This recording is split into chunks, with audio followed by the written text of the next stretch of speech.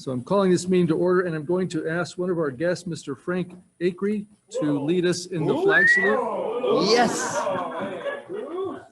If you'd all stand for the Pledge of Allegiance, remove your hats, and begin. I pledge allegiance to the flag of the United States of America and to the republic for which it stands, one nation, under God, indivisible, with liberty and justice for all. Thank you. Thank you, sir. We'll be looking forward to hearing from you later. Okay, could I have a roll call, please, from our excellent, I won't say substitute, I would say more than capable recorder and secretary, Jody. We're talking about you, Jody. Yes. Vice Chair Cusworth? Yes. Director Lang? Yes. Director Holt? Here. Director Huffer? Yes. Thank you very much. And we do have a special presentation tonight from the Las Flores Community Garden. And I think we have the president, Susan Sundell, going to give a presentation. And she's brought her whole staff with her, right? Hi. Oh, my Thank you. goodness. Thank you so much for having me again. I promised Tom that I would only be 10 to 15 minutes. Yeah, If right. anybody knows me, they know that my favorite topic in the whole wide world is Las Flores Community Garden. I'll try to be good, Tom. Okay, so 2020, this is my report for 2020. I could have done this in 5 seconds. 2020 was the pits for all of us, for all of us. So and 2020 was supposed to be our 20th anniversary. And so I decided that as a retired educator, I want to send you on a little history trip of Las Flores Community Garden. And most of this is how you directly affect us and how wonderful the partnership is between CRPD and Las Flores Community Garden. All right? So what am I doing here? Up, down, to the right. Isn't it amazing? Look at that. 20 years ago, nothing,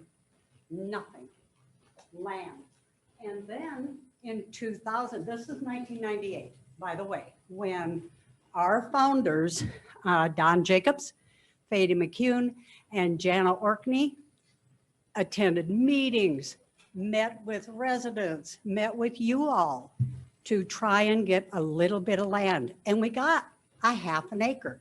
And you can see on the right, just how little our garden was.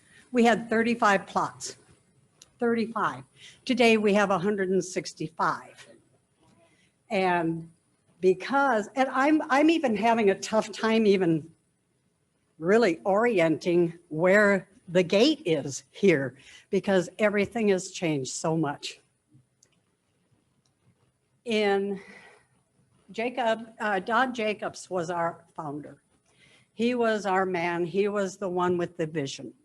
And he was the one I talked to 10, 15 years ago when I joined the garden about the vision. It was really important for me to, as president at that time, I'll go back. I have with me tonight my vice president, Diana Lovejoy, and past president, Jimmy Winston. Jimmy was the president for the last 3 years. I was the president for 6 years before Jimmy. And so we're just kind of trading off here. And he's like, no, we're not. Not anymore. But thank you for coming and showing support for me. So Jacobs Pavilion. The groundwork started when I became a member in 2008 or 7, something like that, 5. And as you can see, we were just on dirt. This was our meeting area. And we had straw bales there. And you can see Mark Gann leveled out our area there. And after this, I learned that we had a retired mason in our garden. Oh boy. The fun began. I presented them and a wonderful project management team to undertake it. And as you can see on the right, it is amazingly beautiful. And we seat about 75 inside. And of course you can stand around, and we have our meetings, and we're going to, hopefully now that we can do some things, we'll have potlucks and just little gatherings to make us feel human again. So Jacobs Pavilion, it was named after Don Jacobs. His work in getting this community garden going is outstanding.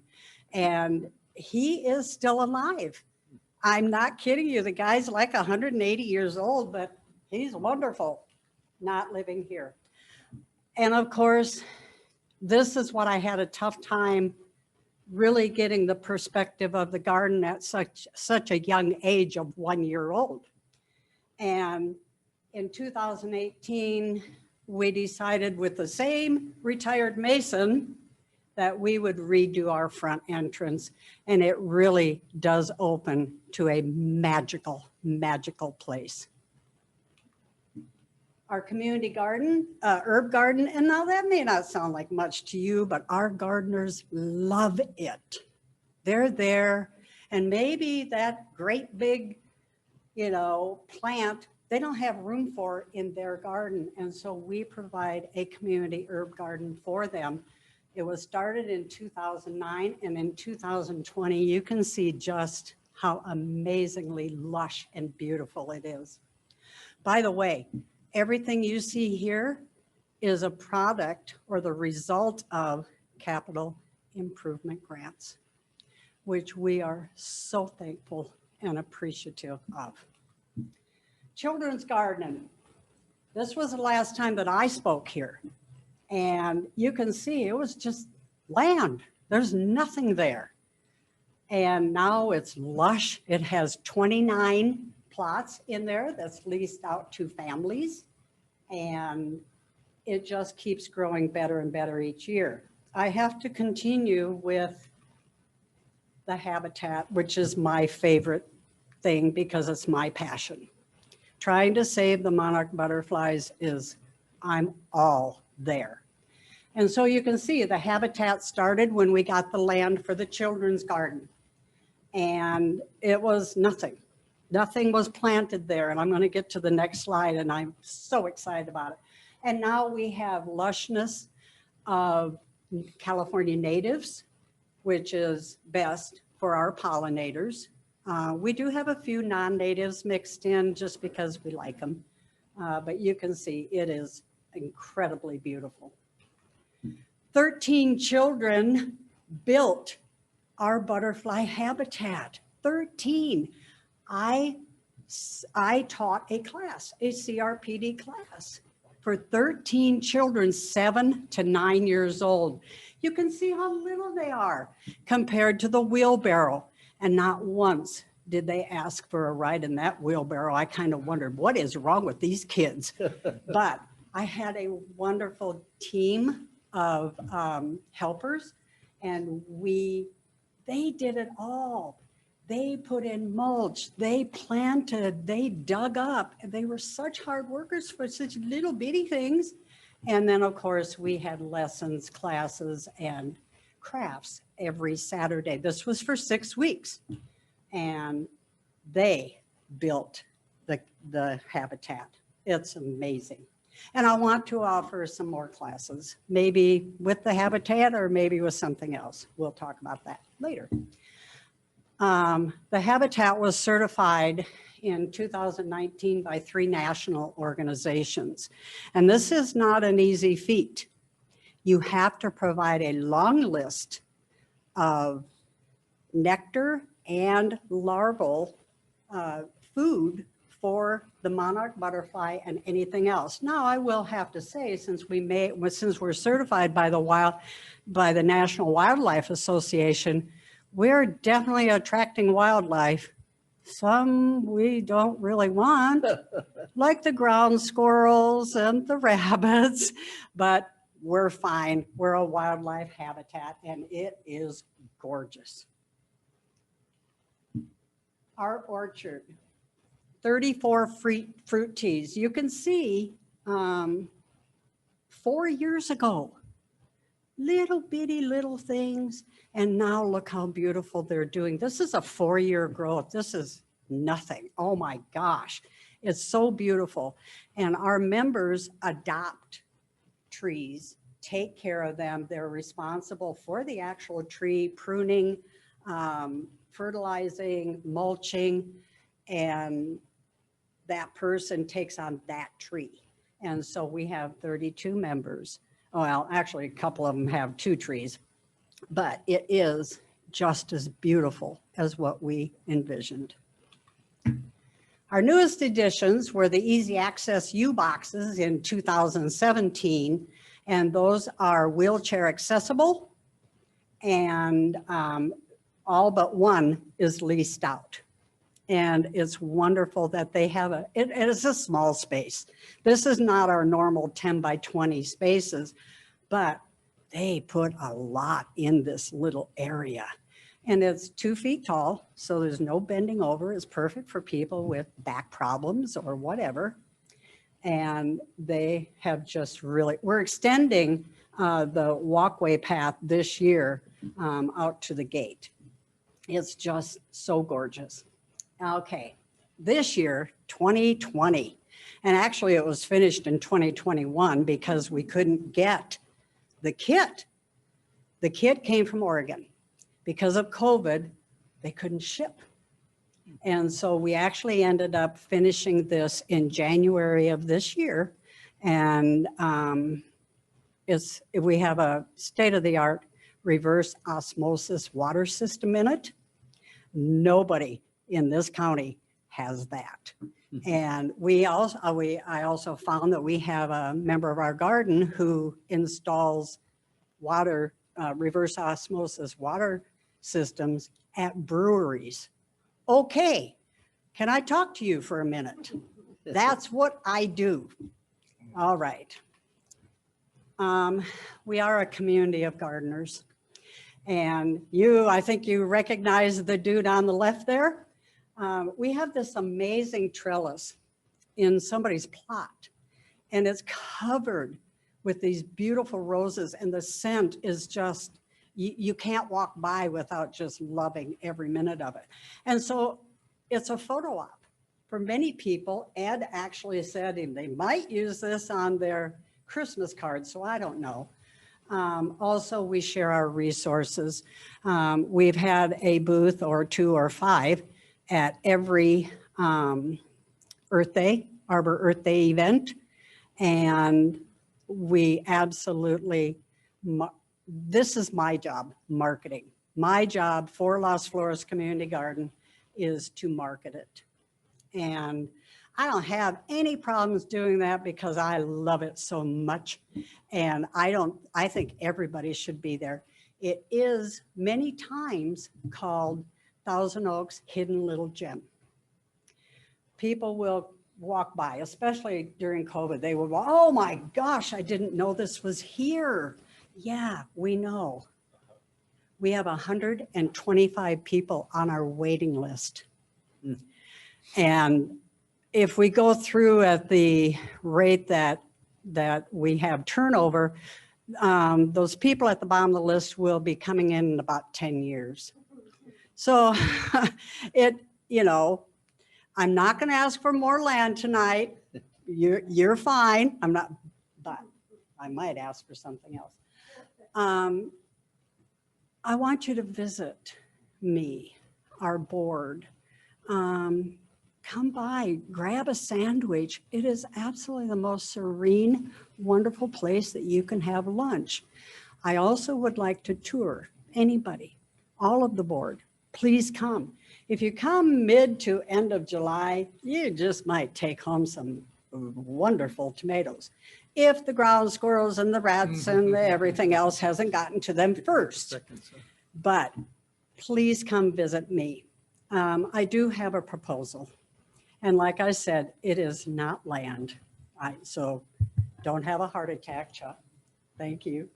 I would like to offer that CRPD host or have Arbor Earth Day at Waverly Park with our co-sponsoring.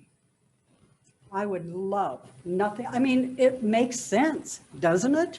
That a community garden would help host a Arbor Earth Day event. I know there's a lot to work out and it doesn't have to be next year, but please consider it in the future.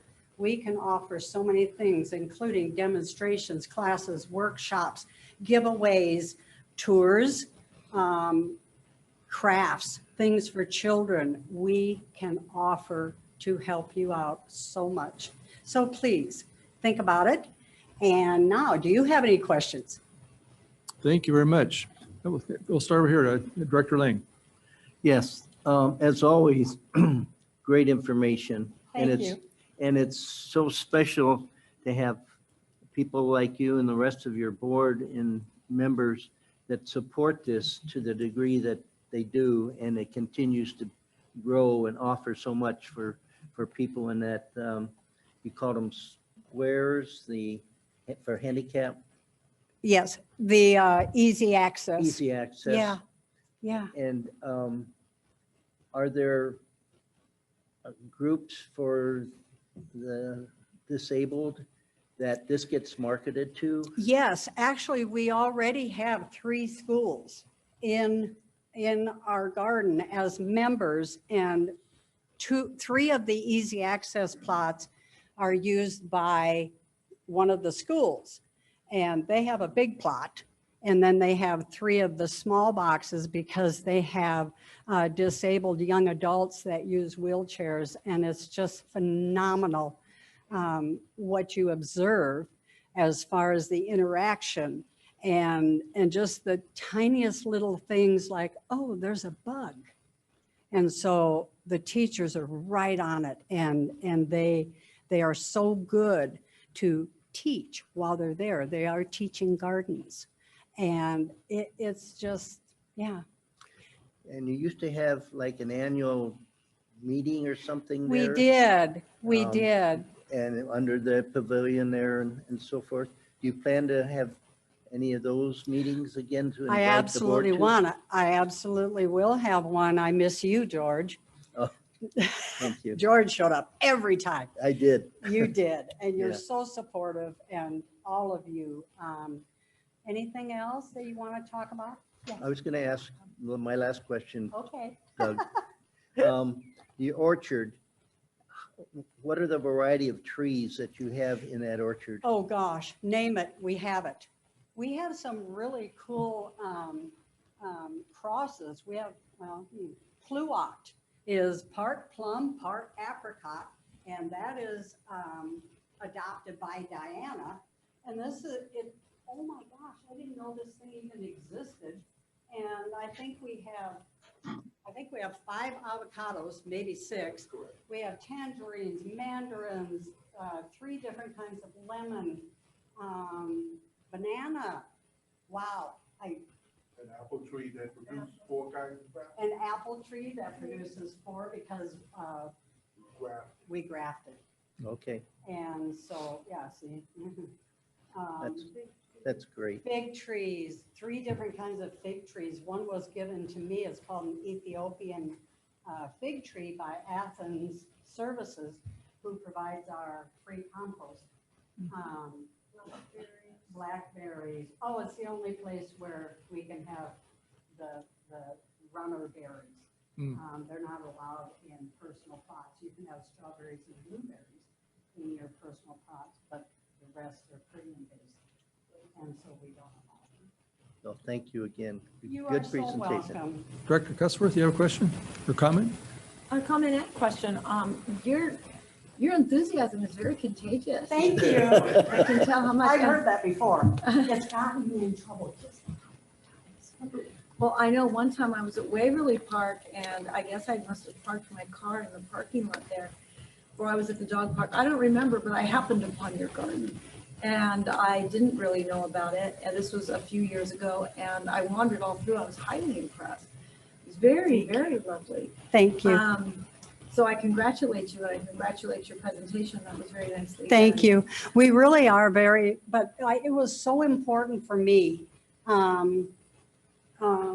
when Tom sent the email saying, June 2020 annual report. It was so important for me for you to understand how much we appreciate you, because everything you see, we'd still have bare land if it wasn't for you. And yes, our gardeners who do work really, really hard that's this year. That's this year. This year's capital improvement grant will bring a permanent, well, I don't use the word permanent because nothing is permanent, giving garden that we have we have set aside a plot just for donation to our neighbors in need, whether it's Manna or another food bank or a church that's preparing meals. 100% will go for donation. We're very excited about that one. Anybody else? So I have a question. You have schools that are participating in your garden. Have you ever thought of doing an outreach? And if any of your members wanted to actually go out to schools and have the schools have garden plots? I know in my classroom, I'm a teacher, I have 2 little garden plots that we plant every year. And it's just amazing for the children. It's amazing to me what they will eat if they have grown it. And isn't it amazing that they don't know where food comes from? My children are in 1st grade, and this year we only Aw. did tomatoes and flowers because they didn't come back to school until end of March. Right. And our tomatoes weren't ripe, but they were green, and they just run out there every day trying to find them and talk about which Aw. flower they planted. But Oh, sometimes schools need a little bit of help, and I don't know if it's something that your members could do, or if you adopted a school. absolutely. I think that, oh my gosh, adopting a school, yeah, I love that. It would probably just. That gets mean- my brain going right away, Yeah. by the way. I'm just saying it would probably only mean going over and helping a classroom get started. Yes, And then maybe going over every few months to see if they needed help. But I am- PTA donated garden plots to our school, and so a lot of the teachers have taken advantage of that, so that the kids are getting a lot of gardening in.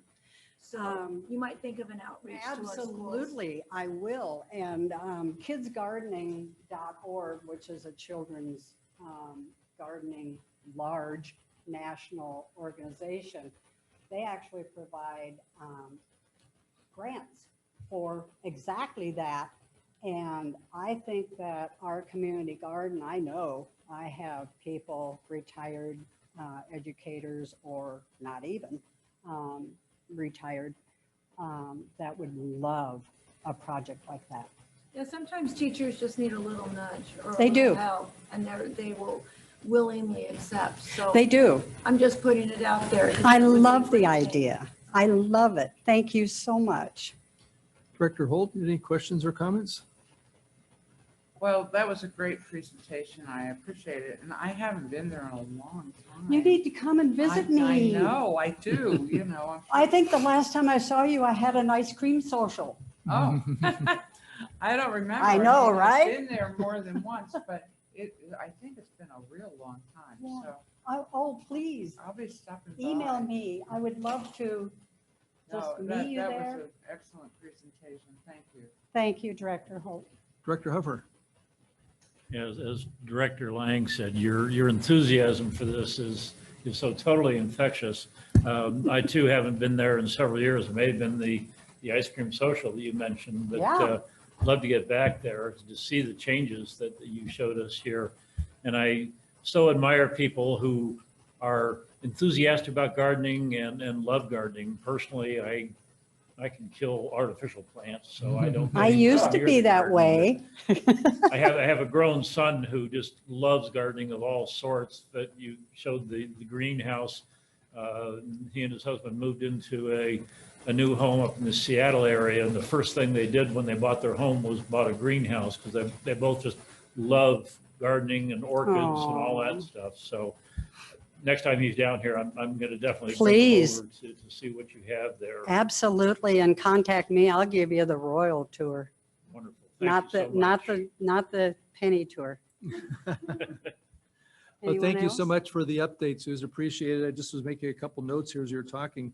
I mentioned at our, I think it was our last board meeting about the grant program and how, yes, the Park District does offer these grants, but I think what comes back to the district as far as a community is equity to the community that we can't measure in those dollars that we say give away, we contribute, Yes. that, you know, comes back multifold.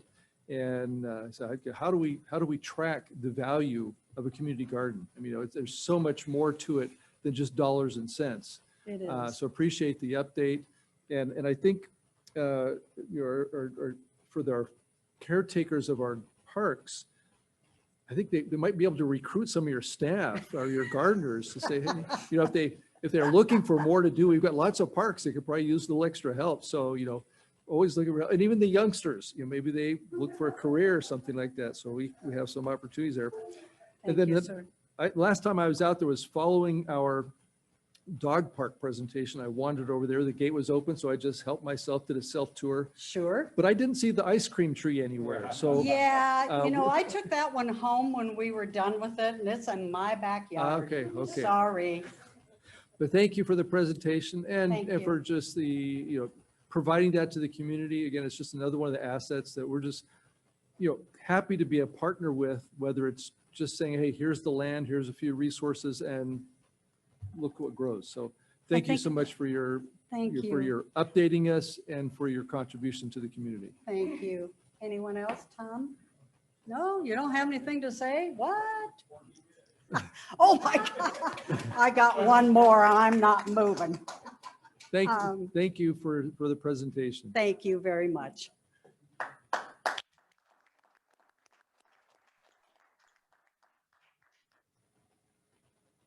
Okay, I see a second presentation on here as, oh, Paul is with us remotely. Oh, fantastic. All right, so we have with us then, I can't see from here, but I presume that's Paul Edelman. Is that Paul? That's Paul. Oh, Paul, good to see you. Great, there I can see you now. With the Santa Monica Mountains Conservancy, the Mountains Recreation and Conservation Authority, Open Space Initiative. That's a mouthful.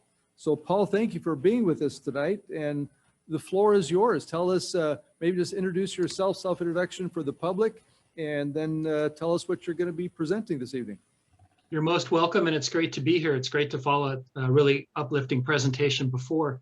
So I'm the Chief of Natural Resources and Planning for both the Mountains Recreation and Conservation Authority, which is the JPA that includes Conejo Rec and Park District, and also for the state agency, the Santa Monica Mountains Conservancy. And that segues into this first slide, which is to kind of highlight the governor's executive order to try and save 30% of the state's lands and waters by 2030. And that whole 30 by 30 project seems to be moving in almost globally and even locally too, to try and achieve that.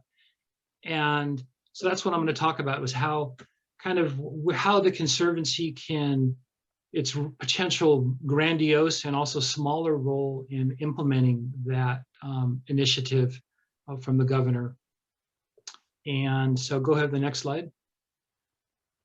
So I won't go into all the little details here and all that, but at some point, the California Natural Resources Agency is supposed to report back to the governor by February in 2022 with a plan to achieve this, how to get to that by 2030. Next. And again, I won't go into the details here, but there's been some debate about how, you know, what is protected land, you know, how protected does it need to be? And so that's ongoing, and I haven't followed it that much because in the meantime, I'm just doing everything I can to protect land and work with other people to protect land. So next. This slide just gives you a sense of all the different mega watersheds that the Conservancy, through its joint powers authorities, has relationships with or has an influence in. And I've left off the San Gabriel River watershed in the bottom right-hand corner too, which is really big, and you'll see why that ties into the picture too. So it's a lot of area where me as a planner and ecologist and land acquisition person are thinking about where to protect property. Next. So this currently is a slide just to show what the Conservancy's state legislative boundary is at this time. It was recently expanded to include all the way up to the Los Padres there in the upper left-hand corner in the gray. So you'll see this outline going forward. You see it also doesn't go into the Antelope Valley. It just comes just shy of State Route 14.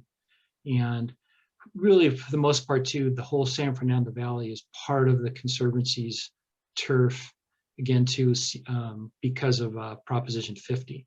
So, okay, so next. You know, I'm fine if anybody wants, board members want to chime in with a question at any given time. But this is, I won't go into each of these, but these are the different joint powers authorities that the Santa Monica Mountains Conservancy is involved in, including the Conejo with the MRCA, and including out in the desert with the Antelope Valley Resource Conservation District and a whole host of cities out to the east, east of downtown. Next. So this map shows those 6 JPAs, what their turf is, and how they're, by sharing the joint powers, how the territory where the Santa Monica Mountains Conservancy can have influence grows, particularly through the Desert and Mountains Conservation Authority, goes up beyond the Kern County boundary, and then through the Wildlife Corridor Conservation Authority in purple there, goes way down into Orange County. So the Conservancy is part of all these JPAs, and I'm part of the staff of all of them too. And so that's a lot of potential land acquisition area. Next. Excuse me, Mark, or Paul, Yeah. can I go back to that slide again? Are those boundaries political or topographic? Political. Okay, thank you. 100% political. And so this is that same slide, but with all the subsets taken away. So this is the area of influence of all the JPAs stacked together as it currently stands. Next. And then just to give you a feel for, this is from the California Natural Diversity Database, which is the Fish and Wildlife puts this together, and it shows all the different sensitive species occurrences in that zone, as far as if we do through land protection to try to get to the 30% or to get as close to it as possible or more than that, how many valuable biological resources there are, or sensitive ones in that area. Just a sense of the concentration is all this slide that really does. And if you don't know about the Natural Diversity Database, it's really well run, and it's updated by the Department of Fish and Wildlife. Next. And then what's really changed things a lot, and we're kind of in an in-between period here, was the recent state listing of our local mountain lion populations, which you can see the different mountain lion populations in the color on the figure on the right, and how that's it's now a candidate threatened species, and it will affect the ability to potentially make it easier to protect land, or for land to be naturally protected just through the protection of that species. That final listing decision won't be made until this fall, and it theoretically could be extended again. Next. Then, of course, we have endangered animals within the zone. All of them are aquatic. The fish, red-legged frog, and there was an article in the paper today I saw about the speckled dace fish, which I don't know much about, and haven't can't even tell you where any occur in either Ventura County or LA County, but that could be added to the actual endangered species list in this area. Next. And then there's the South Coast Missing Linkages study done by South Coast Wildlands, and these were the 15 most threatened regional habitat linkages. And this just gives you a feel for within that zone how many important regional habitat linkages, kind of intermountain range habitat linkages there are to protect land in the influence area of the Santa Monica Mountains Conservancy. And a lot of those are in Ventura County. Next, please. And the key, the key big funding to do any of this really is through the State Wildlife Conservation Board. And in order to utilize those funds, you have to get a Department of Fish and Wildlife approved conceptual area protection plan, which is a fair amount of work and it takes time. But this gives you a flavor of how these are where there already are approved caps, as they're called, in that area. And so these are places where if you can get a deal and an appraisal approved by the state, that it's pretty good odds of having the Wildlife Conservation Board fund an acquisition if it's less than $4 or $5 million. But it's easier said than done. The one ribbon here is the Santa Clara River leading to the ocean there. Next. And this just gives you a flavor of what in this area, what the Wildlife Conservation Board has funded to date that we can put together. And it, it's pretty broad and pretty widespread. And they're very interested in spending money in Southern California. If you know a willing seller and you think their appetite for sales within the appraised value, and they're willing to wait 8 months to get their money going through the Wildlife Conservation Board process, that's a good fit, particularly if the resources are particularly sensitive and it's in a cap. Next, please. And then just another idea of what target areas there are to acquire. These are the Los Angeles County significant ecological areas in the county's general plan. A lot of big ones in the Antelope Valley, really important habitat. And most of the Santa Monica Mountains, but again, it stops right at the county line because that's LA County's plan. So these are what were considered the key areas worth saving, and there's some extra protection in the county's general plan for these areas. Next, please. And then, of course, we have the almost near final planning of the wildlife bridge, 165-foot wide wildlife bridge over the 101 freeway at Liberty Canyon as part of the 30-30 plan, which also involves connectivity of open space areas, because in some ways connectivity can be as more valuable even than adding more land. And this is a shot of what that will look like going over Agora Road also. Next. By the way, too, just it seems like in the latest budget, there's the amount of state funding going to the Wildlife Conservation Board is really going to be loaded up in funding, creating passages for wildlife across roads and enhancing them as opposed to buying land, which is a little harder for some of us to implement. But if you know of any good ideas in your area that are begging for that. And this just shows what, gives you a feel for what the MRCA manages in that whole big area where all the JPAs are. Some of this is on the MRCA dime and some of it's on the dime of entities like the Puente Hills Native Habitat Authority down in the southeast corner in the city of Santa Clarita in the Santa Clarita area. Next. And the MRCA work program is similar to the Santa Monica Mountains Conservancy work program. That's the document showing the kind of what we have targeted to buy as a wish list.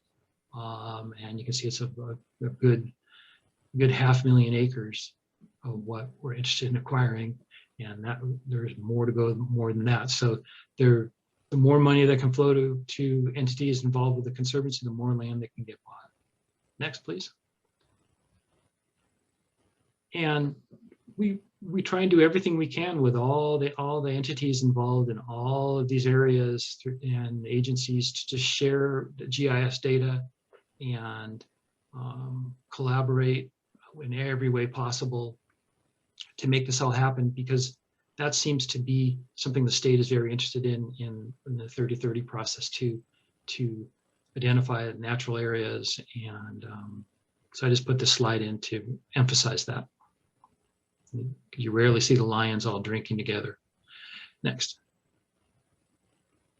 And then a really novel thing that the Conservancy is involved in is this what's called a RCIS, or Regional Conservation Investment Strategy. That's something that the governor, I think actually Jerry Brown started, yeah, through, these will be approved through the California Department of Fish and Wildlife. I think there are 6 that are in process right now and 1's approved.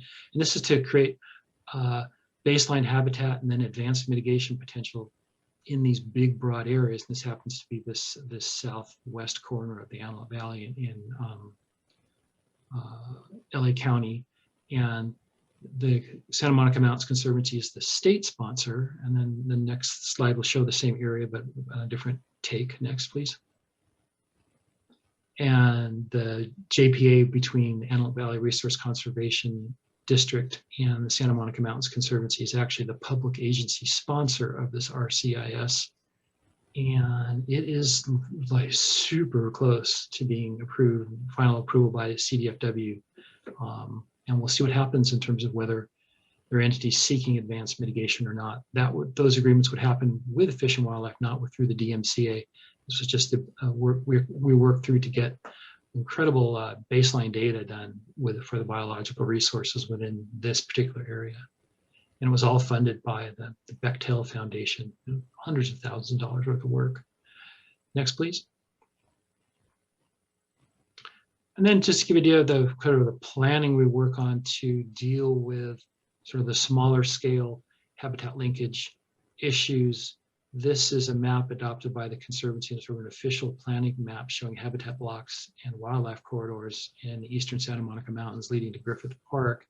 And then the next slide zooms in on that red area. Next, please. And we're trying to create these planning maps for both Sequanexus and just, to help the planning process so we don't lose the connectivity between these blocks leading to Griffith Park from the 405 freeway.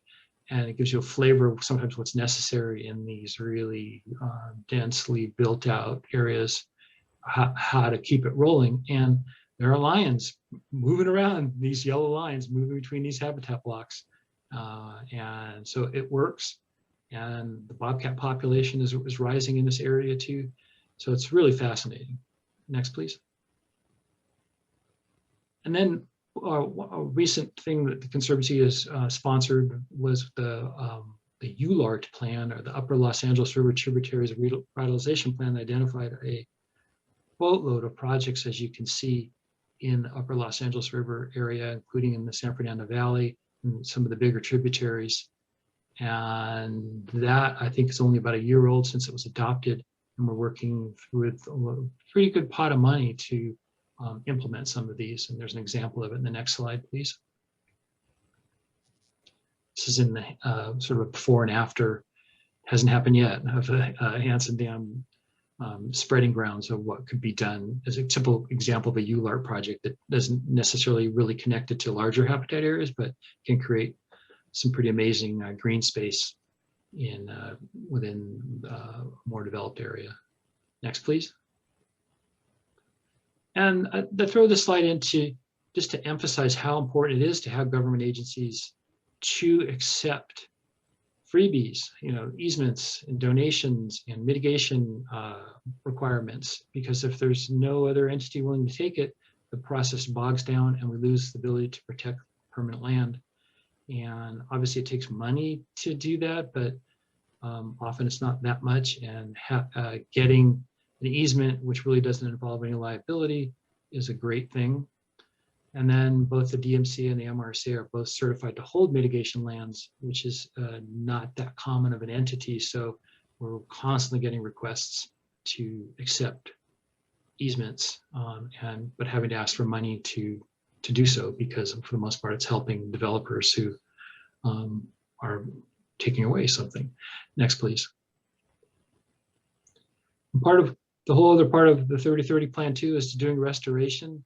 This is just an example of a big project the MRC is working on in Soledad Canyon along the Santa Clara River there, taking away some incredible amount of river embankment that was put there pre-CEQA, and reestablishing a huge part of the floodplain of the Santa Clara River.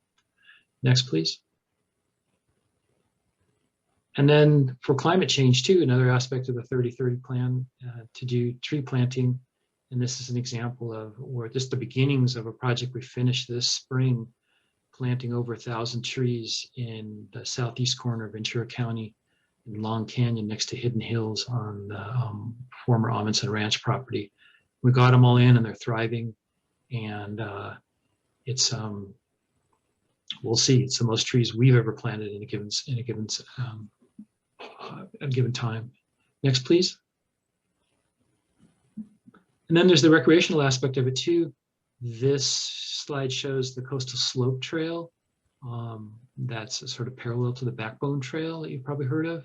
And then multiple different beach access points in Malibu shown there in brown. The next slide will show it in a little more detail. Next.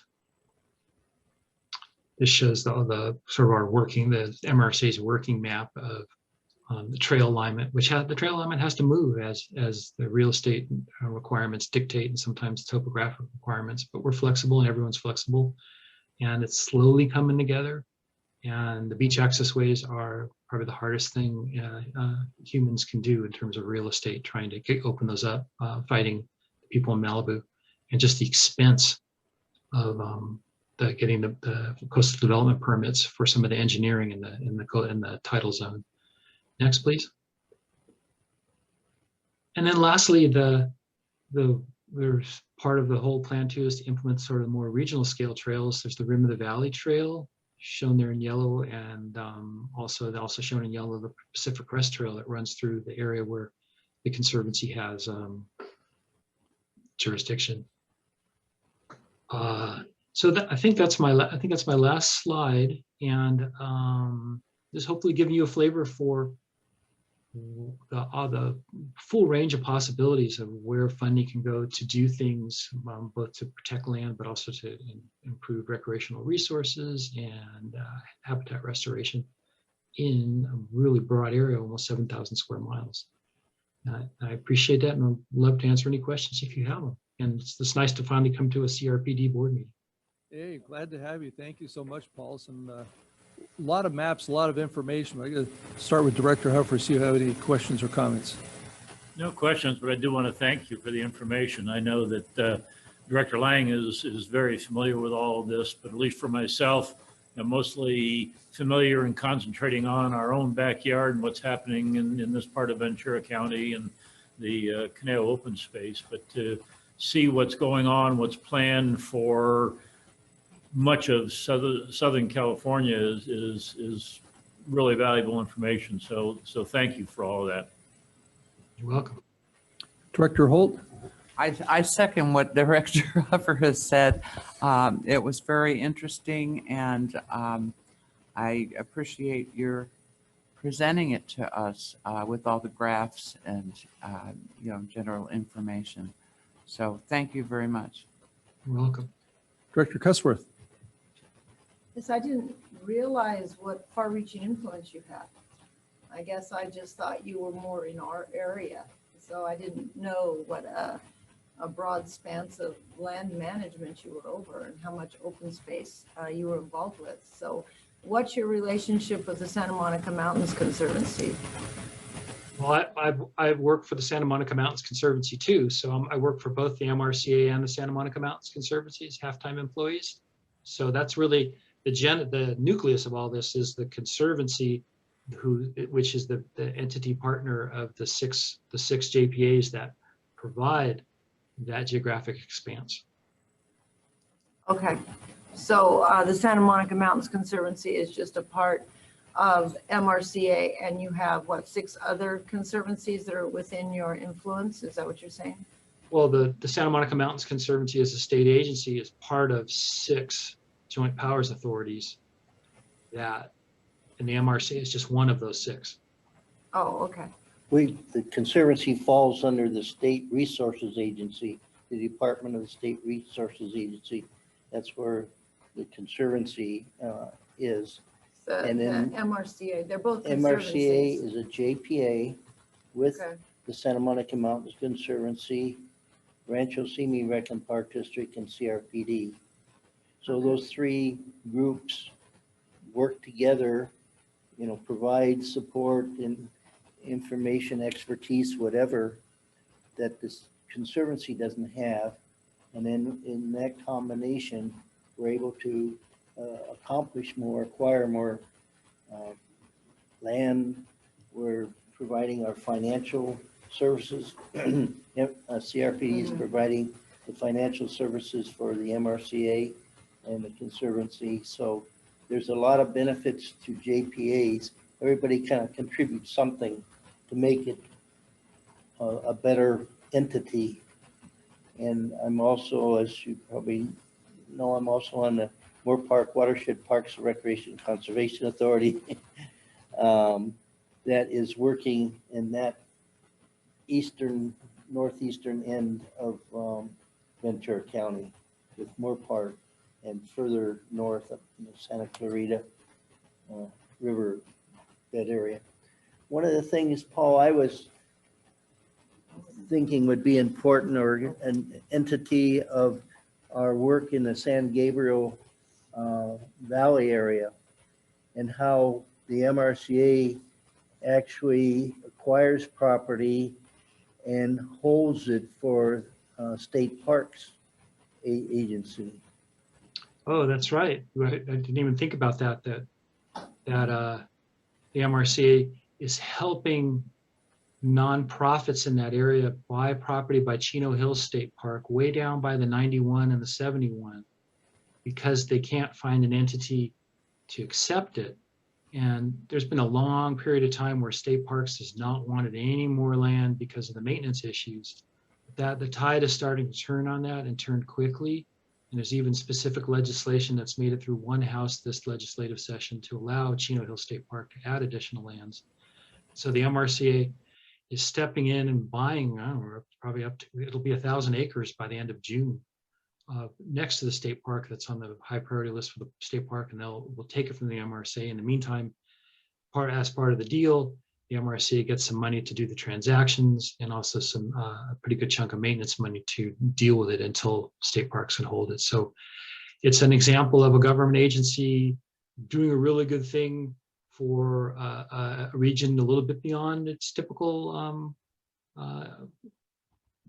turf, but being compensated for it, and helping out, and probably not having a long-term commitment, because there is a statewide entity willing to relieve the MRCA of that commitment. But again, that's a benefit that JPAs provide, being able to make things happen that normally wouldn't happen. There wouldn't be funds, et cetera. Johnny on the spot to go and acquire this property, like you're saying, in Chino Hills, and then make it available later on to the state park. So JPA is a very important tool, and we're very fortunate to be part of the MRCA JPA.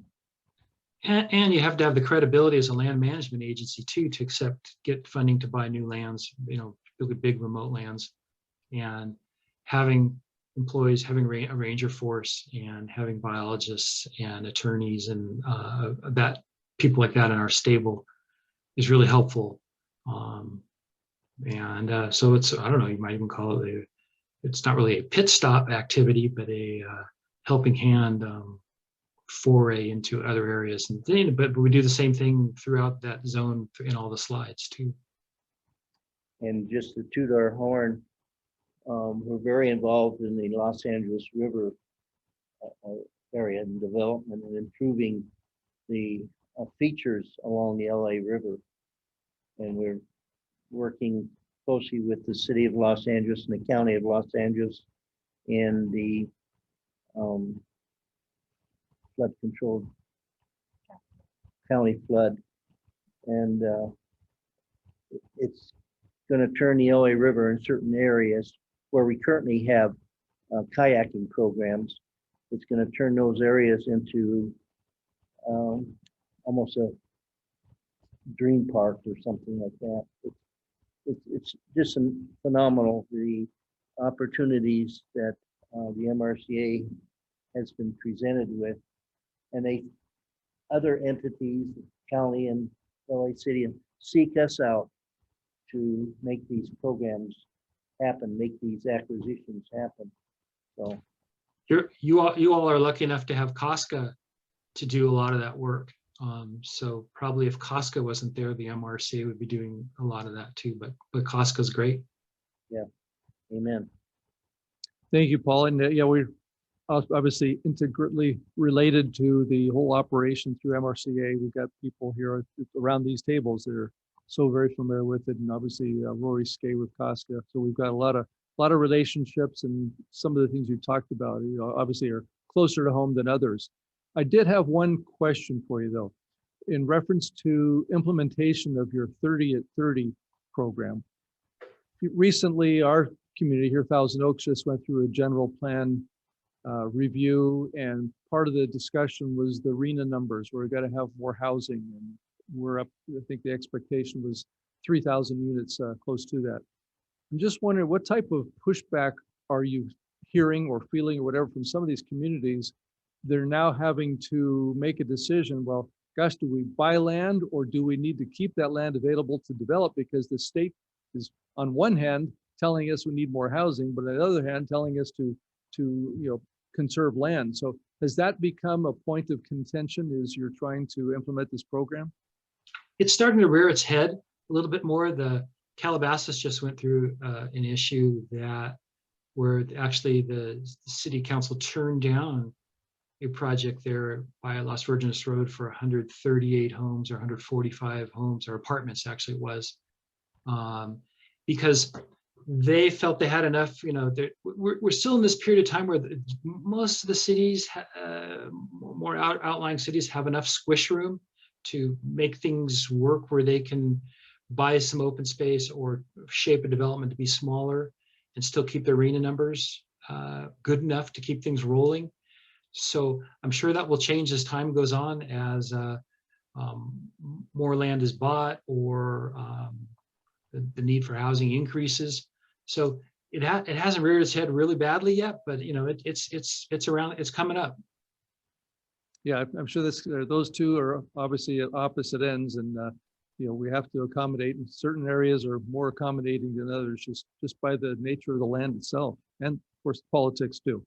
But thank you so much for your presentation and for your active involvement. I know you've been at it for a long time with Joe and with Rory. The three of you have been with that organization 30 years at least. Right. Me 30, and Rory longer, and Joe longer. Yeah. So yeah, and I know we're going to lose a lot of institutional knowledge if any of you depart. So we're going to take advantage as long as we can. So thank you for your efforts and for the presentation. And I'm sure we'll catch up to speed, even with Melissa and George and Jim here actively involved with all your activities. So thank you very much. Right on. Thank you, everybody. Take care. And I'm a 30-year MRCA person too, Conservancy. There we go. A lot of 30 years. We're over the century mark. Okay, that's it for our special presentations. So that moves us to items from the public. Do we have anybody waiting in the wings that wishes to address the board? No, we don't. Okay. Approval of the agenda. Do I have a motion to approve, or any requests or modifications? Director Huffer? I'll move approval. Thank you. All right. Move approval in a second. All those in favor say aye. Aye. Any opposed? Okay. Move that forward. Okay, next is our consent calendar with the minutes and the warrants. I'll accept the motion to approve unless there's some modifications on those or questions. Director Holt? Okay, thank you. I'll second. Thank you. Okay. All those in favor say aye. Aye. Any opposed? All right, we'll move on from there. Okay, next.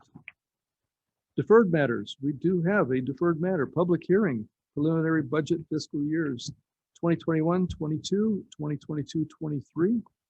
So I will officially open that public hearing, and I'll hand it over to our general manager for introduction to this.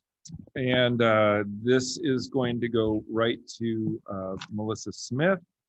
And as I turn it over, in light of Paul's presentation about the MRCA, I just wanted to kind of share and remind the board that Melissa essentially is the finance director, not only for CRPD, but also the MRCA. You know, she acts in that capacity. So she spends 50% of our time doing all of our budgeting and all of the work with our budget, and then running the finance department, but she does the exact same thing over at the MRCA as well. So, and spent, you know, as a kind of like Paul, a half and half employee for I'm only at 13. 13 years. But- So we really, really are lucky and fortunate to have Melissa here. So Melissa.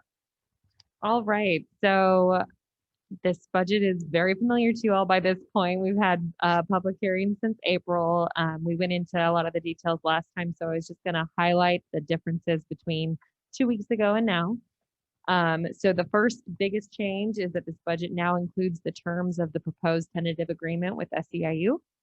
And that's going to be discussed later tonight. And then it also includes additional revenues and expenses associated with programs that were typically run through the Arts Council, but we're going to be running them through CRPD this year. Those revenues and expenses are balanced, so there's no net change for the agency. It's just in and out.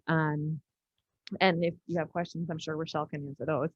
And then the only other revisions are to the 10-year capital plan. And I think Andrew was going to give a brief update on the capital changes. Thank you. Mr. Mooney, good to see you this evening. Thank you for having me. Thanks, Melissa.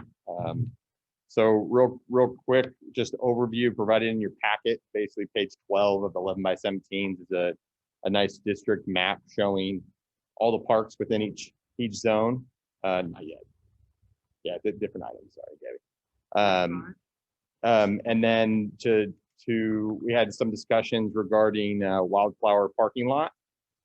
Staff discussed with Costco staff regarding priorities and things of that nature. So we're looking to keep the Wildflower parking lot in year 6 based on other priorities with Costco with their bridge project, as well as some other parking solutions. And then kind of going down itemized, everything that's changed from 2 weeks ago is all in orange. We do with 6 carryover projects, there was a note that was added to be for included the funding for the approved previous 2 fiscal years for those carryovers, as well as project 1.01, the Canal Creek Southwest Development Project. Some funding has changed for that. We're actually going to be receiving a $1.5 million grant from the city of Thousand Oaks for that project. And then we've also added pushed up 2 projects from year 3. So projects 1.28 and 1.29. They're the 2 shade structures at the dog parks at Walnut Grove, as well as, sorry, I missed my train of thought here. Kimber, thanks, Tom. And so we had some conversations with the community group as far as for funding. They're able to kind of push up their funding. So we're looking to accomplish that work this next year. As well as we do have a new project, completely new. It's project 1.30. And that is the planning consultant services. And this is regarding the city's general plan. So we were already looking to update our master plan, and this is basically going to follow along in the final process of the city's general plan to be able to update our master plan in time. So you can see that as the new project for $60,000 for project 1.30 under year 1. And a couple other highlights for year 3, we've actually shifted back a project from year 1 to year 3 due to staff kind of taking a little bit more detailed review. That's project 3.16. And that's in regard to replacing the pool deck at the CLU community pool. And you can see that we do have a project for prior to be able to kind of review and take a look at it, and to kind of just overview some of that. We've, through the CIP process, we're always kind of planning and taking a look at getting ready for the next coming year. So upon prelim approval from the late May meeting, we again talked about the CLU pool deck. So we get staff together, that's rec staff, our maintenance staff on the park side of things. And we actually, for that project, we talked to the county, so county public health, and reviewed that. And we were able to kind of provide some solutions short term to kind of see how we can fix things. Hence moving back the bigger project, more monies to year 3, as well as the playground projects. So playground projects, we do a lot of that stuff in-house. Between myself and staff, we kind of take a look at stuff and get projects ready for the next coming year. So again, based on prelim approval from May, we actually went out and put those out to bid. So we'll be coming back in July on the 15th meeting to be able to award the 4 projects for next year. So again, just trying to be able to kind of move things along, be able to update the park system as monies are available for us to be able to implement for the community use. So, and with that, I'm available if needed. Same goes for me, available for questions. Okay. All right, Director Huffer. Yeah, Andrew, the pool deck project, did I hear you say that you felt comfortable moving that out because there are no real issues currently with the pool deck, that originally being in year 1, it was more of a preventive or getting it done ahead of time as opposed to any real issues or problems with the pool deck? Yes, that's correct. And so we had Tom kind of rallied the troops and, hey, let's take a look at this. And maintenance talk, had some conversations with county health and rec staff to kind of see what was actually needed. And so we kind of pushed it back a little bit for the what if, but hopefully we're able to do short-term solution to not have to do the bigger project as soon as needed. Okay, and I missed the 2 playgrounds that you're planning to. Yeah, so it's actually 4 for next year. So it's Thousand Oaks Community Park, Lang Ranch Neighborhood Park, South Shore Hills Neighborhood Park, and Triumph Oak Community Park. And if you remember, we had 3 projects. 3 of those projects were looked to be implemented this past year, but we had some grant monies tied up with the state. And so they didn't release those funds yet. So we weren't able to execute that work. So we moved other projects up. And then these kind of fall back in for the next priority for playgrounds. Okay, thank you. Any other questions? Director Lang? Yes, I don't want to get into too many details, but Melissa, I'm trying to determine the weight of salaries and benefits per full-time employee for the different work centers. Well, how is that determined? Because it ranges from $247,000 per employee at the Hillcrest Center. We have, 1/4 of an employee. So And the salaries and benefits numbers are not just for the full-time employees. It also includes any part-time employees or contract employees or instructor contracts or anything like that. So the salaries and benefits number is not going to net directly to the full-time employee number. okay, so you mentioned the full-time employees, so I thought, well, maybe that was on the basis I should use to determine. No, and we were talking about trying to include the part-time and all those others, but it makes it way more complicated. And it's because some are seasonal and it's not there the whole time. It's really hard to gauge. So Yeah. the full-time are the consistent numbers that we can provide. Yeah, because I went to 4 different work centers. And it was And all it- over the place. All over the place. Sure. Good word. But it ranged from $119,000 per employee to $247. So Right. now I understand. Thank you. You're welcome. Any other questions of staff? If not, I have a couple of questions. Mentioned in our report, and you also mentioned it too, Ms. Smith, was the changing of running through the money from the Arts Council into the CRPD. Could you explain practically what that means? I mean, is it just a matter of we're just changing the heading, or is it an efficiency? I'm just wondering what why and what prompted that? So the Arts Council and Hillcrest Center for the Arts is going through a little bit of a transition right now. The Arts Council, we had collaborative programs, specifically 4 programs, 2 that are going from the Arts Council to CRPD running them. So the funds that the Art Council had, the money's in there for the revenue and the expenses, is now in our budget. So specifically what we talked about today is for Young Artist Ensemble and the elementary music program. Both of those programs, all the revenue and expenses would come out of the Arts Council. But moving forward, they're gonna be financially responsible through CRPD. So the revenues and the expenses are both in the budget now, and they even each other out. Okay, and in previous to this, the Arts Council themselves was taking care of this? The Arts Council would take in the revenues and they would pay the bills. Okay, and just curious, what prompted the change? The CRPD employees are or were and still are doing the majority of the programming, the planning and stuff to that effect. So it just seemed to make better sense for the dollars to be in the CRPD budget. And does this affect in any way job assignments or what people are doing? Is all that staying the same? This is just an accounting arrangement? Yes. Well, we still are doing all the work, all what our staff did, our staff will continue to do. The Arts Council board did not have any hands-on responsibilities in those 2 programs. So that is why it's moving too. Okay. All right, thank you.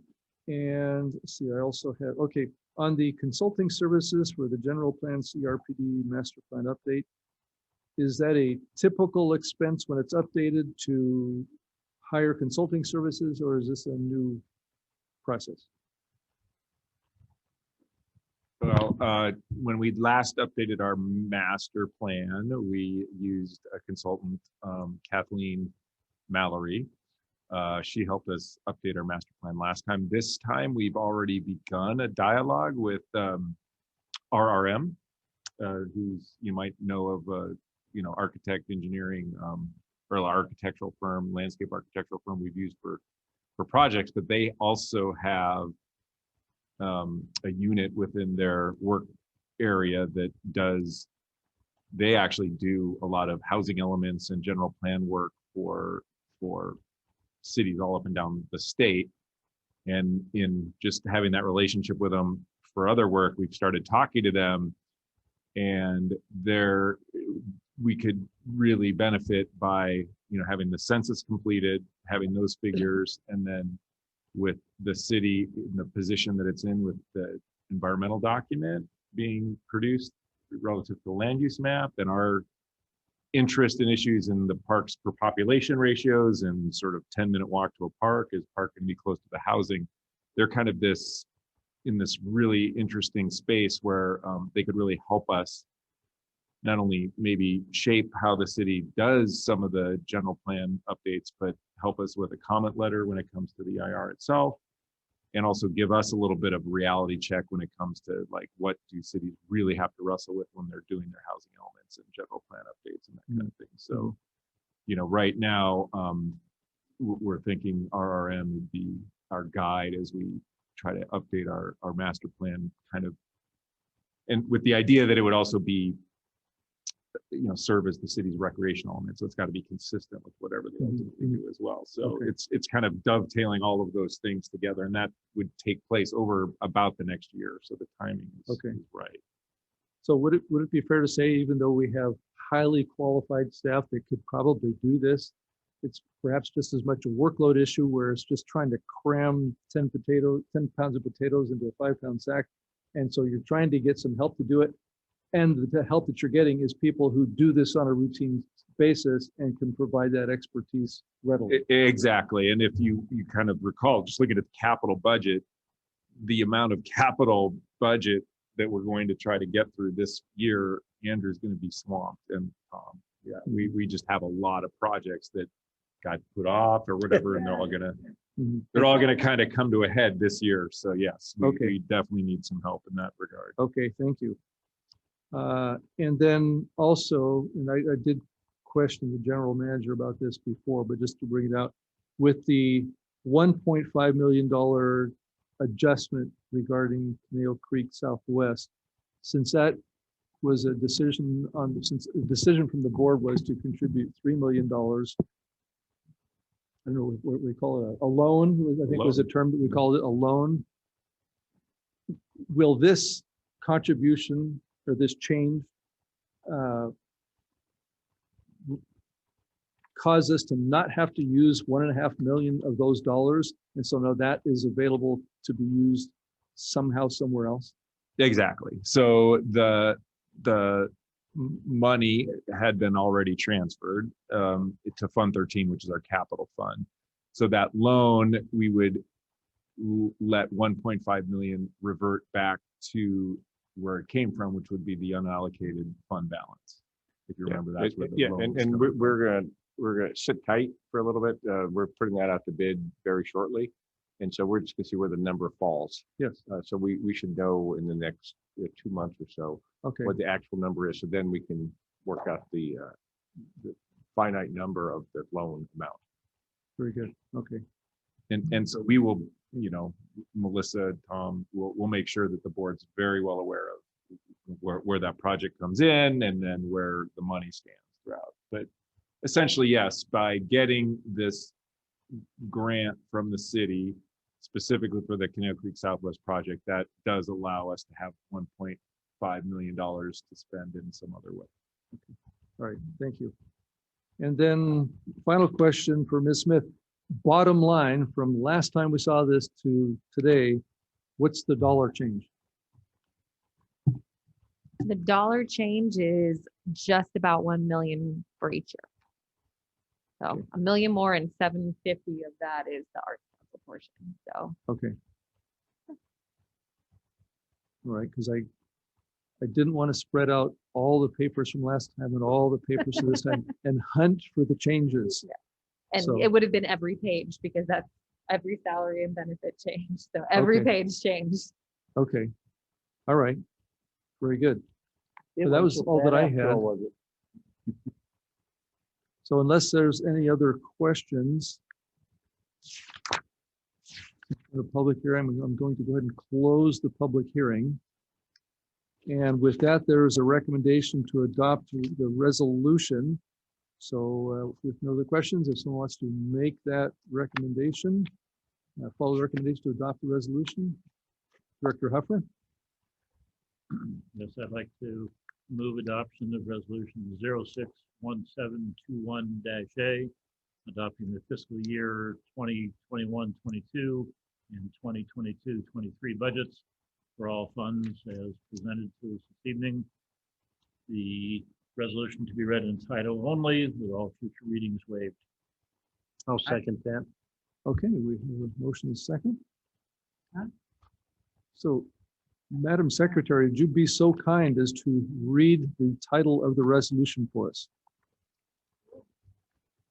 Resolution number 061721-A, a resolution of the Board of Directors of the Caneo Recreation and Park District adopting the fiscal year 2021 to 2022 and 2022 to 23 budgets for the district. Thank you. So we have that taken care of. All those in favor say aye. Aye. Any opposed? Okay, thank you.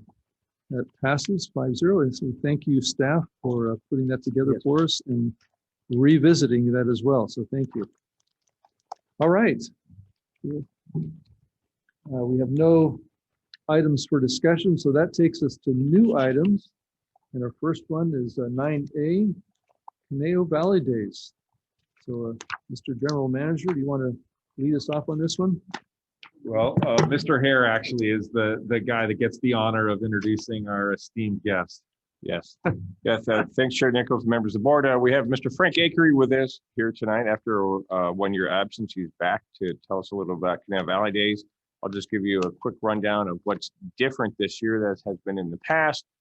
This year, the event, which is obviously in July instead of it's usually around the first week of May or so, but it's going to be a little bit longer. It's from Valley Days, and the setup and tear down in the carnival is July 5th to July 19th. It's all going to be in the parking lot instead of before we had some parking lots, some in the field. The field would be under refurbishment, so it's all going to be in the parking lot. Frank will tell you a little bit more about that. And since it's in the parking lot and not on the field, the rental rate is reduced to $785 a day instead of I can't remember now, $1,500 a day before. But we're really happy to provide Canal Valley Days for the community, and I'll turn it over to Frank to tell you all the great things he has planned. Wow. Welcome, and please introduce yourself for our crowd who's ever watching online. There you go. Thank you, Tom. That was wonderful. I'm Frank Acree. I'm president of Caneo Valley Days and very happy to be so. This year is going to be, I got a couple of announcements first. First of all, I kind of know everybody, so I'm really comfortable. And if I speak eclectically, it's because I'm comfortable. So my daughter just got Sarah, if you guys know Sarah, Sarah, is now the general manager of the Oxnard Performing Arts Center. So that's way to go, Sarah, woman power. She's got some great plans. So if you get a chance to go to a show out there, that would be great. I think my band's going to play there a little bit. I'll either be playing with Steely Dan, or I'll be playing with the Foo Fighters, or I'll be playing with Player or Joe Bonamassa.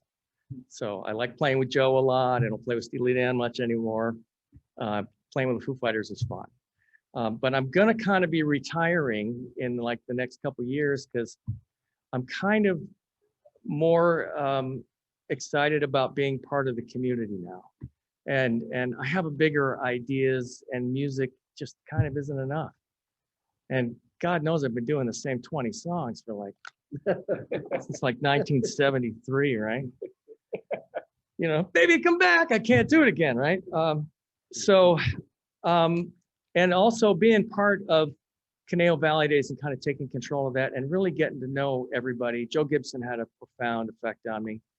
Tom's had a profound effect on me because I'm basically a musician that's a businessman, that's a musician, Tom keeps you guys safe from me, and he keeps me safe from me.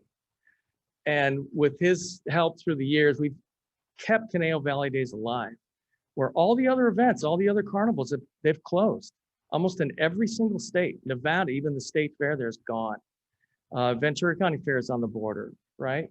We're the last standing really fair that kids can go to and be together and learn how to associate in kind of a group function that they can afford. And then it's our hometown tradition, and I can't let that go. So whatever skills I lacked, Tom picks up and makes them work for me. And we've managed to keep it alive, even though we've made it smaller, we've made it bigger, we've changed vendors, and we've had a great track record. So I'm very grateful to Tom and to Jody for doing that. This year, it's all going to be in the parking lot. We've just got all the A rides. We've gone through all the human services. We've gone through the school district for the parking lot. We've got all the insurances together. We've got everything together. We're in really good shape. We're not going to have bands. We need to really keep this just for the kids. My feeling was if I start trying to do, the be-all needs to come back, I was going to put us in danger of being closed down because it's just too close to opening up. So no food court, no bands, none of the real fluff. It's just going to be carnival. Admission's going to be $5. Kids that are, smaller than this get in free. We're still going to donate money to the nonprofits. There's only a few nonprofits we're going to be able to do if in fact we break even. The idea to go 2 weekends, I think is going to be really helpful. So we should be able to make up for whatever if we have to social distance or if we have less kids. We're going to try to go with just wristbands also. So if that way we can monitor how many wristbands there are, how many people are inside. And if it gets too overwhelming, we're just going to kind of push back and try to sort that out.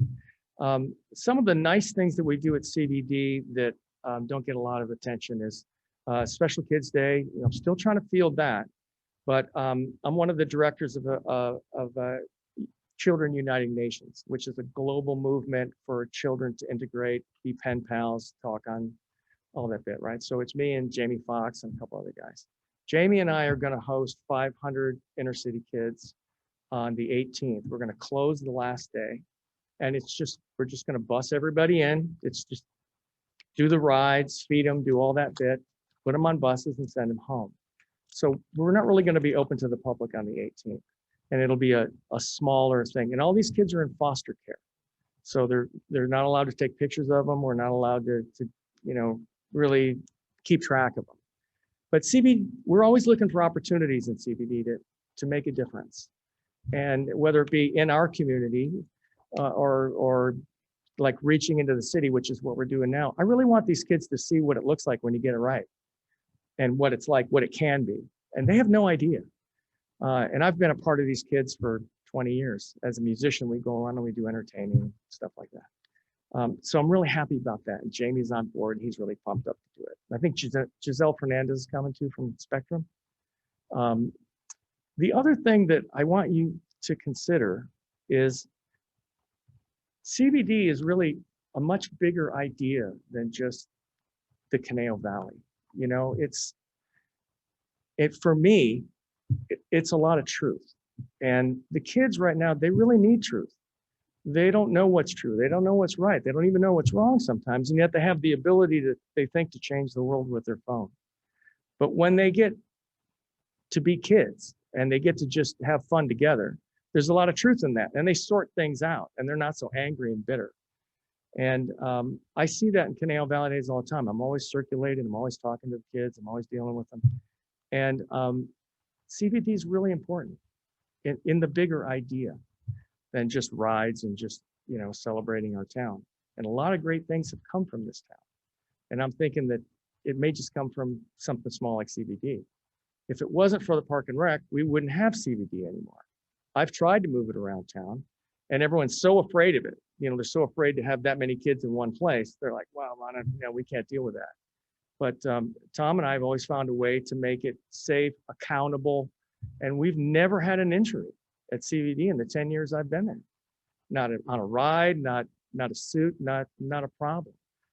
So I hope to continue it for as long as I can. I'm 65, so I don't know how much longer that is, but I'm hoping I'm good for at least another 15 years until I can pass it on to maybe my daughter, who's got way more skills than I have. But just my gratefulness to you all, and Jim has been there for me always. It just bubbles over that we get to do it again, and we find a way to do it again. So I'll be in it forever, and I'm always going to need your help, and I'm always going to be grateful. Thank you. Thank you very much. Good to see you again. Thank you for that quick update. Questions here, Director Holt?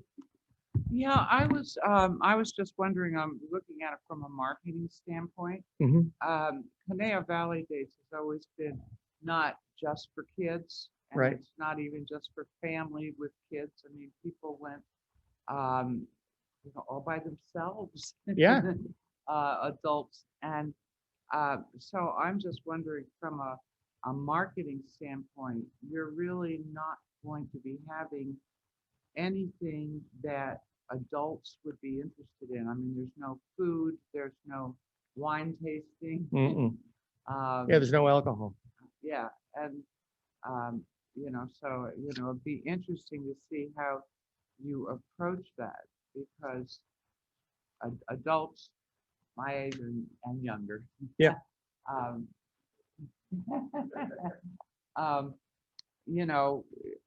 would not have the same experience that they've always had with Conejo Valley. Right. And this again, we're really focused on just carnival only, just getting the kids out, getting them to react and do everything they need to do. And kids of what age? I mean, are you talking about college age kids too? Yeah, like 3 to 25 is probably going to be our So, market, I mean, right? There'll be rides that college age kids could enjoy. Oh yeah, also. absolutely. The thing about Conejo Valley Days is it used to be everything, right? It was the whole town. It was Yeah, every it was every great. group. And then as the town grew and people began to diversify and do their own events, those events became successful. Like the chili cook-off, in theory, belongs to the Conejo Valley Days, right? And legally, it actually belonged to us. And but the Rotary Club is doing so well with it. Why shouldn't they have it to flourish and not be underneath this umbrella that really needs to just let go and let other people be successful? So when I became president, I let go of that stuff. I gave the chili cook-off to the Rotary. I think, Jim, you were there, right? Didn't I stand on a chair and do something stupid? I did, didn't I? CBD isn't the whole thing anymore, but I've tried to help all the other clubs succeed to at least make all those events and those experiences in town continue. It's just it's not us anymore, but the town still benefits. Does that make sense?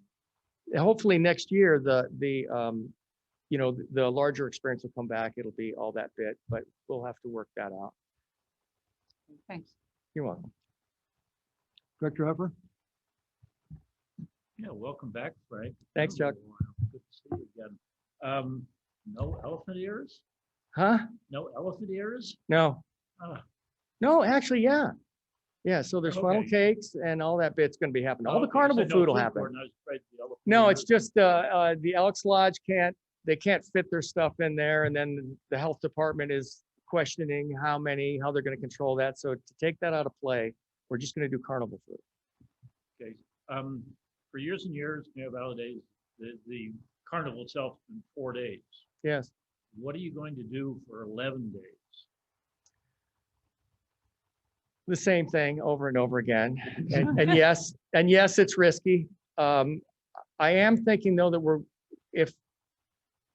if we have to limit the attendance with people coming in, I want to have enough time to get everybody one round.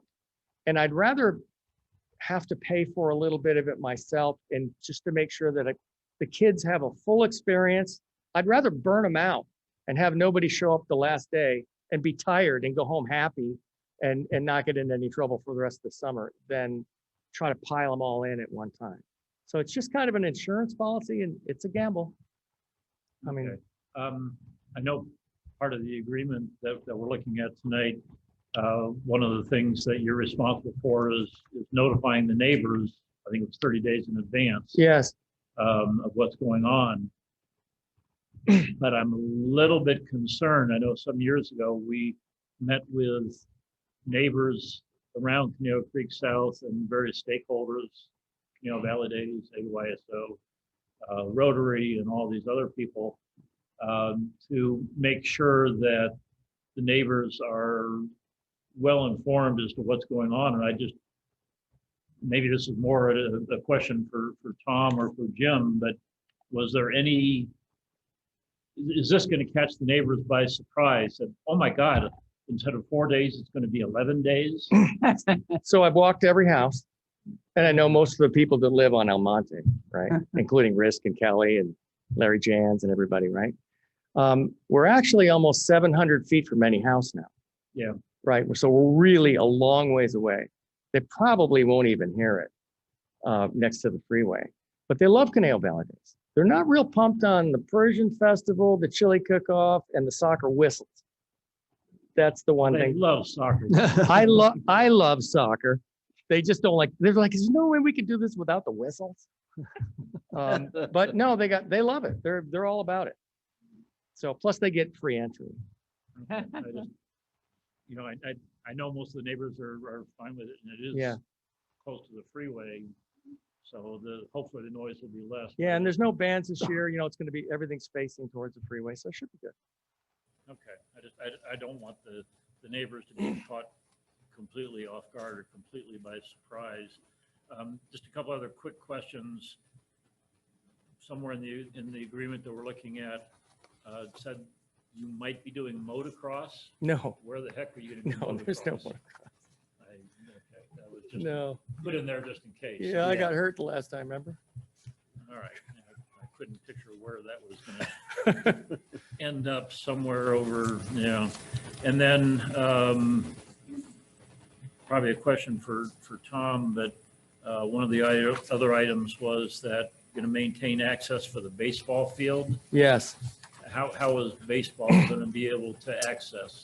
So I talked to Randy, and Tom's been great about connecting me with everybody that's impacted by Conejo Valley Days. And we maintain a road that goes from all the way from Jan's Road all the way to the baseball field. And it's 20 feet wide. And then we reserve the first 2 rows of parking spaces for them. And that gives them the ability to park. It gives them the ability to also do turnaround and drop-offs and pickups. And they're in no way inhibited or restricted from getting to the field. Okay. And presumably by July 5th, the COVID testing people will be long gone and have folded their tents and left? Yeah, I've been parking out there watching that. I haven't seen anybody come in. I go there for like an hour or 2 and just to see if anybody comes in and goes out. There's nobody there. But I'm hoping they leave the tents because I could use those. Yeah, just they've sort of screwed up the traffic flow with their cones and everything. Yeah, but yeah. Hopefully they'll be gone, so. Okay, that's it. Again, welcome back. Thank you. Good to see you. Thank you. Director Cusworth.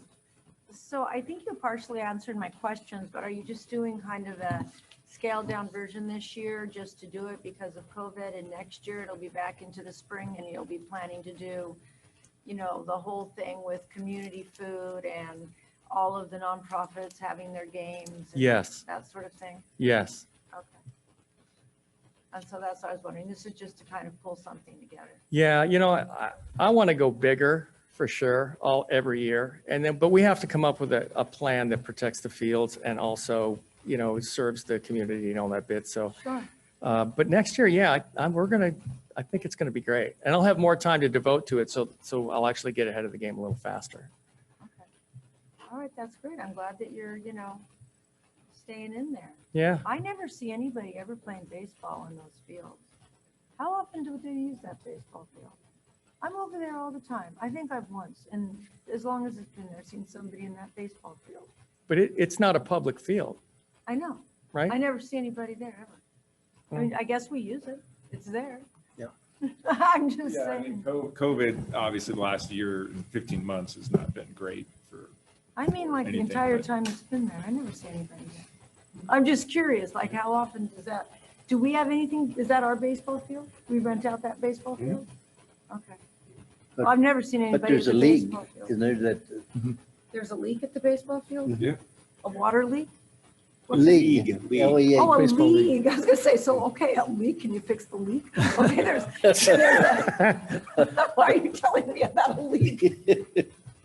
Okay, there's a league. I just never see the league playing in the baseball field. I think I've seen them once. That's all I'm saying. I can't imagine they're gonna be a problem unless they have a lot of games scheduled in that 11-day period. So maybe they do. Well, like I said, I've got his phone number and we talk on a regular basis and we try to work together and Great. make sure it works for everybody. It looks like you've gotten a lot of your bases covered. I think so. So. We've been doing it a Good while. luck to you. I hope it goes well. And if I miss any, Tom will remind me. Conejo Valley Days was the first place my son ever went on a roller coaster. He Oh, was very wow. scared. Back in the day, I won first place for my bread. I know Wow. they don't do that anymore. A lot of first, yeah, a lot of first We kisses can out have our there. own competition here. Yeah, there is. I've known people that have met and become married at Conejo Valley Days. Yeah. I was in the women's Western wear. Oh. And yes, I got some places a few times in women Western wear competitions. So my kids paid for camp a few times from Conejo Valley Days. So it's a really nice community Yeah. carnival. Thanks for keeping it up. Oh, you're welcome. You're welcome. Yeah, the other thing that we did 2 years ago was the Boy Scouts were in trouble. So we helped fund the Ventura County Medical Explorers, which is a kind of an offshoot of the Boy Scouts. Fantastic young adults. And they'll be back this year. They've grown a little bit and we got a couple of tents for them, but now they're basically our dart and they're amazing young kids. So, you know, we're constantly trying to morph and find places to succeed and it's working out, I think so. Yes, Rochelle Callis, go ahead. Thank you, Chair Nicholas. I didn't know if I'm allowed to ask questions or not. so you sure. can all scold Yes, me later yes. if I'm not. Go But I ahead. had two questions. You said you were going to be bringing in some kids from the inner city. Yep.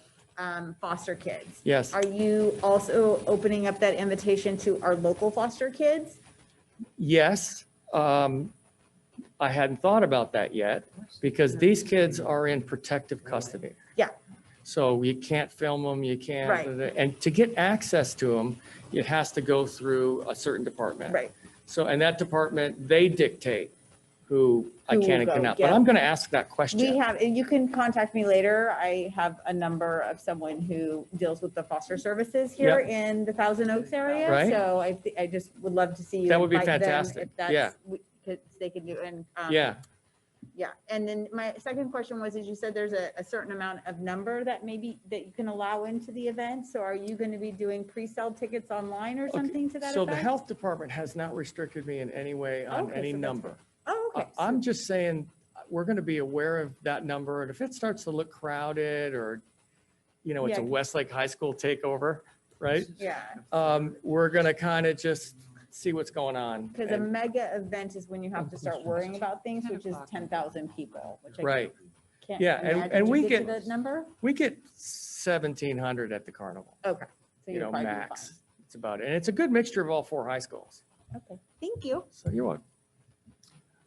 Well, thank you for the presentation. I like the idea of just having something, especially, with everybody not being able to do anything. Yep. So, yeah, obviously it's scaled back. It's like the diet version Right. of Canal Valley CBD Days. light. We'll take what we can, Yep. and then give you more time to ramp up, because I do think the community wants to support Canal Valley Days in its full blossom self.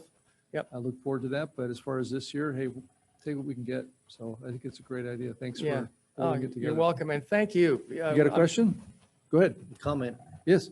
And I'm very, very pleased to see it come back. And, even though it's not the way it used to be, it's kind of like a stopgap. It allows the community to say, we do have a Canal Valley Days, and with the anticipated bringing it back, full-time next year, I think is great.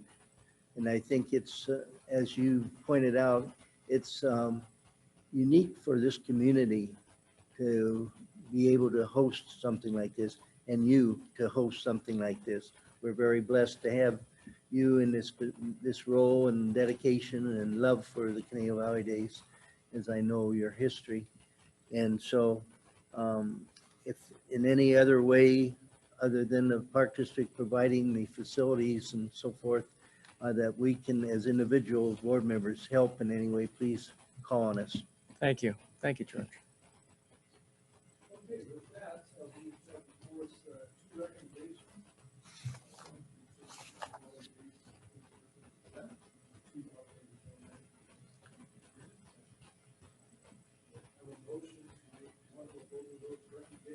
I'll make it. So we'll make a recommendation. 1, to determine the Canal Valley Days for 2021 is exempt from the California Environmental Quality Act, and 2, authorize the general manager to execute the Canal Valley Day agreement for 2021. I'll second. All right, all those in favor say aye. All right. Aye. Opposed? All right, those pass 5-0. Thank you for presenting, for your community commitment. This is all right, we'll move on to item 9B. Will you taking this or passing this around? I don't even know which one is 9B. Here, you want to? This is a good We're one. only getting started. Yeah. This Yeah, is we're at the the, beginning of the whole. no, we'll step on the gas pedal. But this is the culmination of the work with Melissa, Shelley, and our attorney Adriana, and the union negotiators. So we do have an MOU with SEIU to present to you, and I think Melissa's going to do a really short, quick presentation. Very short. I know we did talk about it. We did notice that we had a typo in the staff report that the second salary adjustment is starting July 1, 2022, not 2023. It's correct in the red line version of the MOU, but the we had to have the one wrong typo in the meeting packet for you to catch. So we have that. The highlights of this are we added 3 additional holiday hours to accommodate the different schedules, 8, 9, 10-hour days. We have the scheduled COLAs of 2.25 for year 1 and 2.75 for year 2, and that we committed to do a class and comp in the next 5 years. So those are the big highlights of the proposed MOU, and I'm available for any questions you may have. Thank you very much. Any questions? Director Lang? Yeah, I'm just curious, did we have the same employee reps this year as we did last year? It was a mix, I believe. So we had, I think, 3 new and 3 ones that had been there prior. Okay. Thank you. Any other questions? Director Holt? I'm going to move that we accept the recommendation to approve resolution number 061721-B, approving the MOU between the district and SEIU Local 721, and adjusting employee compensation and benefits as outlined in this procedure. Thank you. We have a motion. Do we have a second? You read in title only? Yes, I hope that is correct, because there's also a resolve on the next page. Yes, we can do that in Yeah, in maybe title read only. in title Yes. only.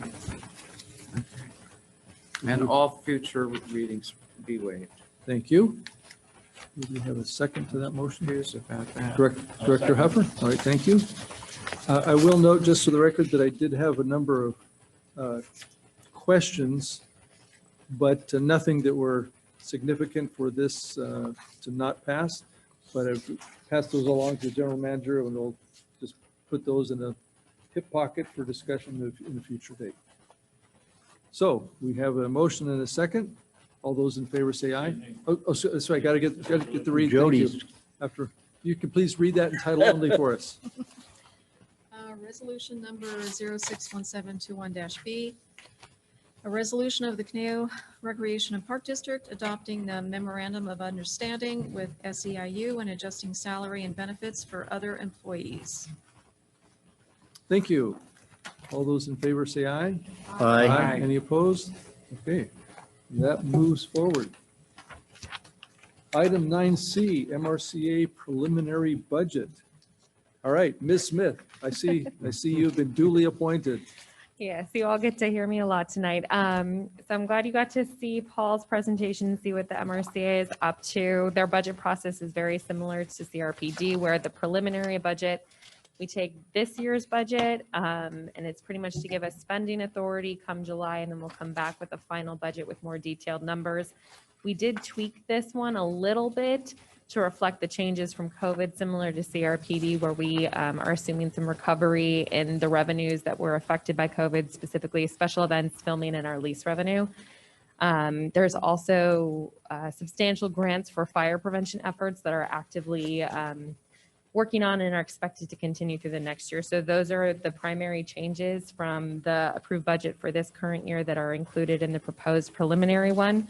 And we'll be back probably in September with the final one. And so with that, I'm available for questions. Questions of Ms. Smith? I just have one question. Sure. I just was noticing, going back to the approved budget of fiscal year 2019 to 20, under grants for SMMC and the following line grants, other intergovernmental, significantly switched from those two phrases to how much was contributed.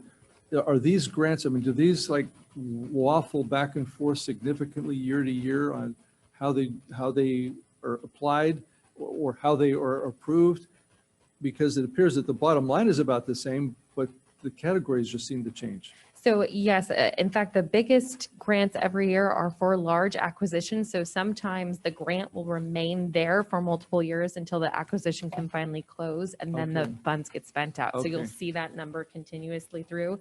And then it's just as funds come things happen. Like right now, we've got a big fire prevention effort going on. So there's a big one for that. There was another one for Woolsey fire recovery. So depending on the year, a new project Okay. tends to come up. But yeah, it can hang on for a few years until an acquisition is available. It's Okay. the bulk of it. All right, that makes sense. Because I know grants is a different world into itself. so. Oh, yes. Okay. Any further questions? If not, we have a recommendation to approve this. We have a motion for that. Director Cusworth? So I recommend that we approve the Mountain Recreation and Conservation Authority preliminary budget for the fiscal year 2021, 2022. Thank you. Director Holt, we have a second. All those in favor say aye. Aye. Any opposed? Thank you. That passes.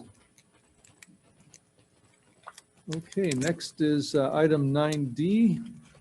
We have a, let's see, this is the, Canal Community Park. So I see Mr. Mooney is at the dais, so I presume you're going to introduce this topic for us? Yes, thank you, Chair Nichols. Please. So if you guys pull the nice book out that you guys got in your packet, we're gonna start on page 1. And I believe it goes to 635 is the total. So, and we can alternate, take turns reading if you'd like. So, and if you don't want to keep it, we would love to have it back. So please get that back to us. So. Can I do that right now? So overview with where we were and what we've been doing basically for the past half year or so on the project. So in November of 2020, the board approved consultant team to proceed with design development drawings as well as an environmental document review. And so through that review, the consultant team looked at an MND as the appropriate document for the project. And so we've worked through design development drawings with staff from Rochelle's folks in the rec division, as well as Tom's folks in parks, and as well as the public and stakeholders. And we've put together, we're pretty happy with the package. Staff is pretty excited to present this tonight. And so part of the project, though, we also did some additional outreach on the backside of design development. We held a couple public meetings. We did do Zoom and live in person because of COVID, as well as we did stakeholder meetings too, to kind of get everyone up to speed on where the project was and what we've been working on and taking their input and implementing it. And so also per the CEQA requirements, we worked with our consultant team in preparing the NICE book, which is a mitigated negative declaration, which was subject to a review period. So that review period has since closed, and part of the review period is people make comments. And so we received 2 comments, one from a general public member in relation to some traffic things that we'll handle as we move forward with the project with the city, as it's within the city public right of way, as well as the California Department of Fish and Wildlife. And so most of the CDFW comments were in regard to habitat and wildlife. And so we took a look at it with our consultant team. I'm sorry, I thought you were waving there. Consultant team. Part of the crowd watching. We addressed those responses are included in the final MND document that was provided in the packet and made available to the public for the meeting. So do note on the resolution, we did have a minor clerical error, so we've fixed it. So what will be signed tonight is proper. We just had a minor typo with the project name. And so with that, fun stuff, right? So really great park site as it is today. However, by the assessment, we needed to be able to provide more recreational amenities, more kind of everyday park amenities for the project. You guys should be familiar with this site plan. So this is what was presented back in November. So this is our last kind of illustrative overall site plan. So it's great to kind of look through, but there's 3 main portions of the project. So one of that being the structures. So the main building of the center, and all of these are shown in white. So The bottom right-hand corner, you can see the new placement of the structure, as well as a passive stage a little bit north of that towards the swale. And then a bit further west on the left side of the ball field there, you can see another structure, which will be new restrooms as well as a ground shed. And then also connections, so circulation throughout the whole site. So right now there isn't, other than the parking lot, there isn't pedestrian circulation pathways that run east and west that are formal through the site. So we're looking at making some improvements there. Again, inclusive, provide a little bit more accessibility for the public from the school to the northwest, as well as from the neighborhood from the west to kind of pull through the site. And then also on the on the east property, sorry, a lot more circulation opportunities to kind of tie into the creek, the swale that will be enhanced with kind of creek-like features with landscaping and boulders, as well as improvements to the playground, and then improvements to some of the picnic areas.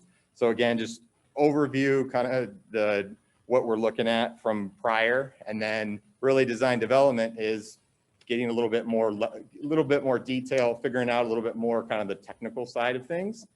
And so this is the latest architectural elevation of the front entry. We've got into plant materials, what kind of trees and shrubs we're planting, what kind of equipment we're going to use to irrigate those, what is the flat work, the pathways, materials, the parking lot materials even, as well as the site amenities. So you can kind of see some benches and things like that at the front entry. So really trying to create some vocabulary that matches the building.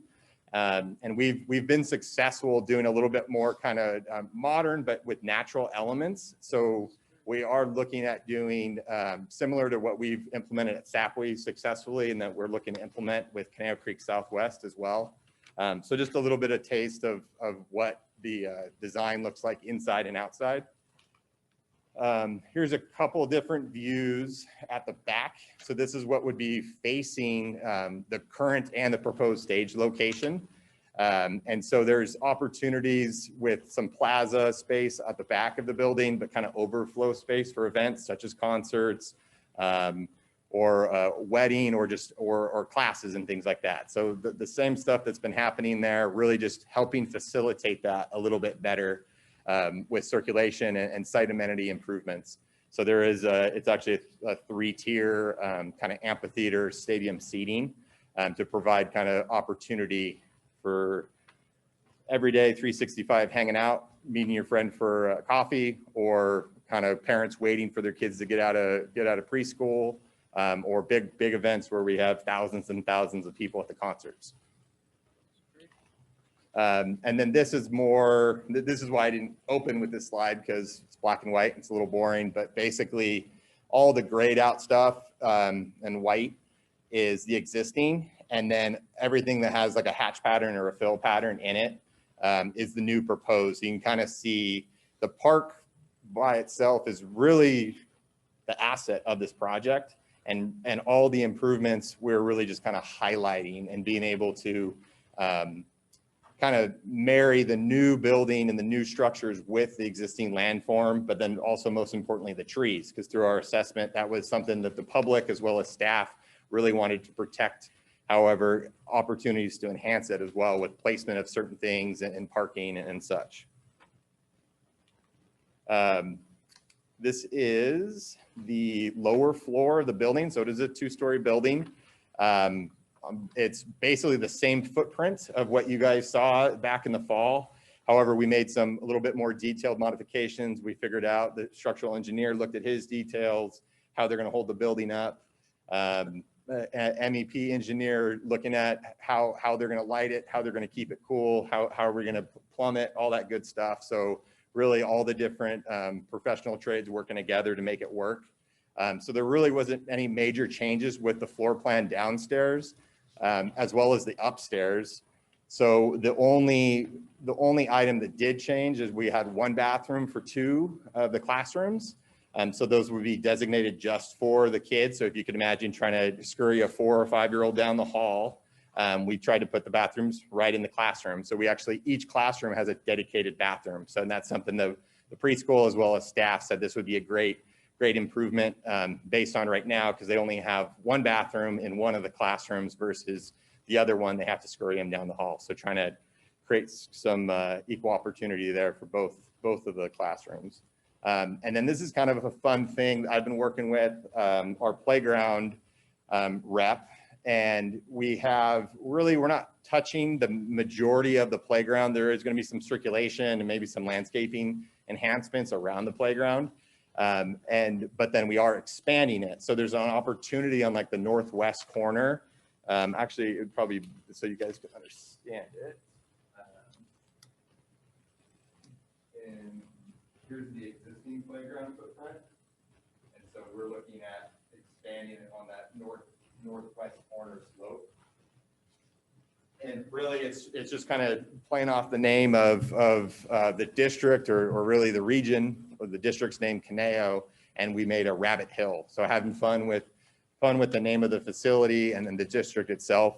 But let me get back there. So there is a couple different climbing opportunities with boulders and you can see kind of the slats in the middle, the slat climber, as well as a couple kind of fun slides, but actually the whole surface is looking to be rubber. And then we do have a really cool panel as part of that with the Caneo with some English to Spanish translation.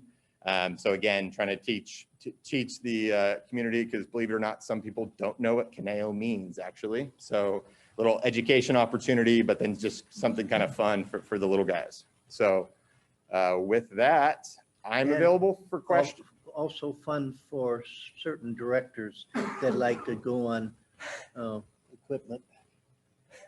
Goes the line. Yep. Yeah, and so myself and Tom is available for questions, as well as we do have our environmental consultant, Greg Martin with Rincon here. So if you guys got something that Tom and I can't answer, he's here to support us. Okay, Director Cusper, thank you for the presentation, by the way. Yes. Yeah, I'm very excited about this park. I think you're doing a beautiful job. On the playground, so the playground's going to stay pretty much the same, like the little adventure area with the ropes and all of that. Now, what about the hillside that's supposed to be the, imaginative thing? It's kind of is a good idea, but nothing really has, gone forward with that too much. Are you going to try to add on to that or finish the little Golden Road or do something with that more? Yeah, so we'll take a look at it. That's an ongoing conversation that I've had with Rochelle's staff out there. And so there's been tricky things where they do things and then little shovels and buckets disappear and things like that. So there's kind of comes and goes in waves, but they've done a little bit of refresh with some of the programming that they've done out there with some paint. But yeah, every project we always kind of look at it, but that's more kind of in the field or in construction that we would kind of address that. I sort of like that area. I don't think you can ever put toys out there. They'll get stolen. I mean, the preschool could take things out there and then bring them back. But I know that little yellow brick road. I think if you just finished it, like it just stops. Like if the yellow brick road could be finished and if those posts could be painted or something could go over the posts. I mean, it's a really nice area. It just needs to be finished. So I was going to say, if you're going to be out there, maybe with the preschool staff, they would have some ideas, because it just looks like a great idea that didn't quite get done. So it might just be something to put into your planning, because it's pretty imaginative and cute. And I have seen kids go there trying to interact with it. But no, don't put out chalk or shovels or anything else. You'd have to have people bring their own chalk. I really like that one wall that you have. It just needs to be painted over with some chalkboard stuff. But it would just definitely be bring your own teacups, bring your own stuff. But it has a lot of potential. And I just know one time when I brought my grandson, he spent most of his time up there. So it's like, there's a lot of other things to do, but he was quite taken with going on that road and going up on the blue thing that looked like a lake, I guess. And I tried to get him over to the screens. He kept running up there. So I think the preschool staff would have a lot of good ideas. So don't forget that little hill. Other than that, I think it looks amazing. I love what you've done. Thank you. Yes, Director Lang. Yes, Andrew, you mentioned that you've modified the exterior material, or I forget the terminology you used, from some of the original drawings we had seen, or Yeah, renditions. the original drawings just weren't to that detail yet. So we've worked with park staff just from a maintainability of the materials, but then also from a design aesthetic with the architects and the consultant team. So. Okay, any of the neighbors or those that were really involved at the beginning, passing any of that stuff by them, or? Yeah, we very well received from the public. So that and one thing that I failed to add is the scale, similar to back in November. The goal when staff but in detail, Tom and I really looking at how this fits the site, is the scale of the building is very important. So yes, we are getting larger, but it's built into the slope and it's a lower roof line and things like that. So since it's an untraditional community park, it's an untraditional community center. One last question is in reference to the standalone amphitheater, et cetera. How does the footprint, square footage of that area compare to our existing portable stage? So it meets or exceeds it. Say again? It meets or exceeds it. So we have different access to it. And so we're greater than the existing footprint of that stage. Okay. Yeah. By about what percentage? Yeah, I'd say about maybe 15 to 20% or so, roughly. Okay.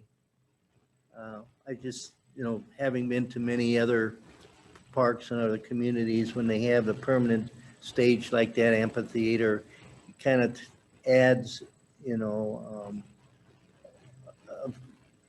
know, not prestigious, but it adds something when you come to a park like that that has something for their community where people can gather. I think it communicates something, and having it permanently there, I think, is good. And anyway, good presentation. Thank you, Andrew. Thank you. Yes, Director Huffer.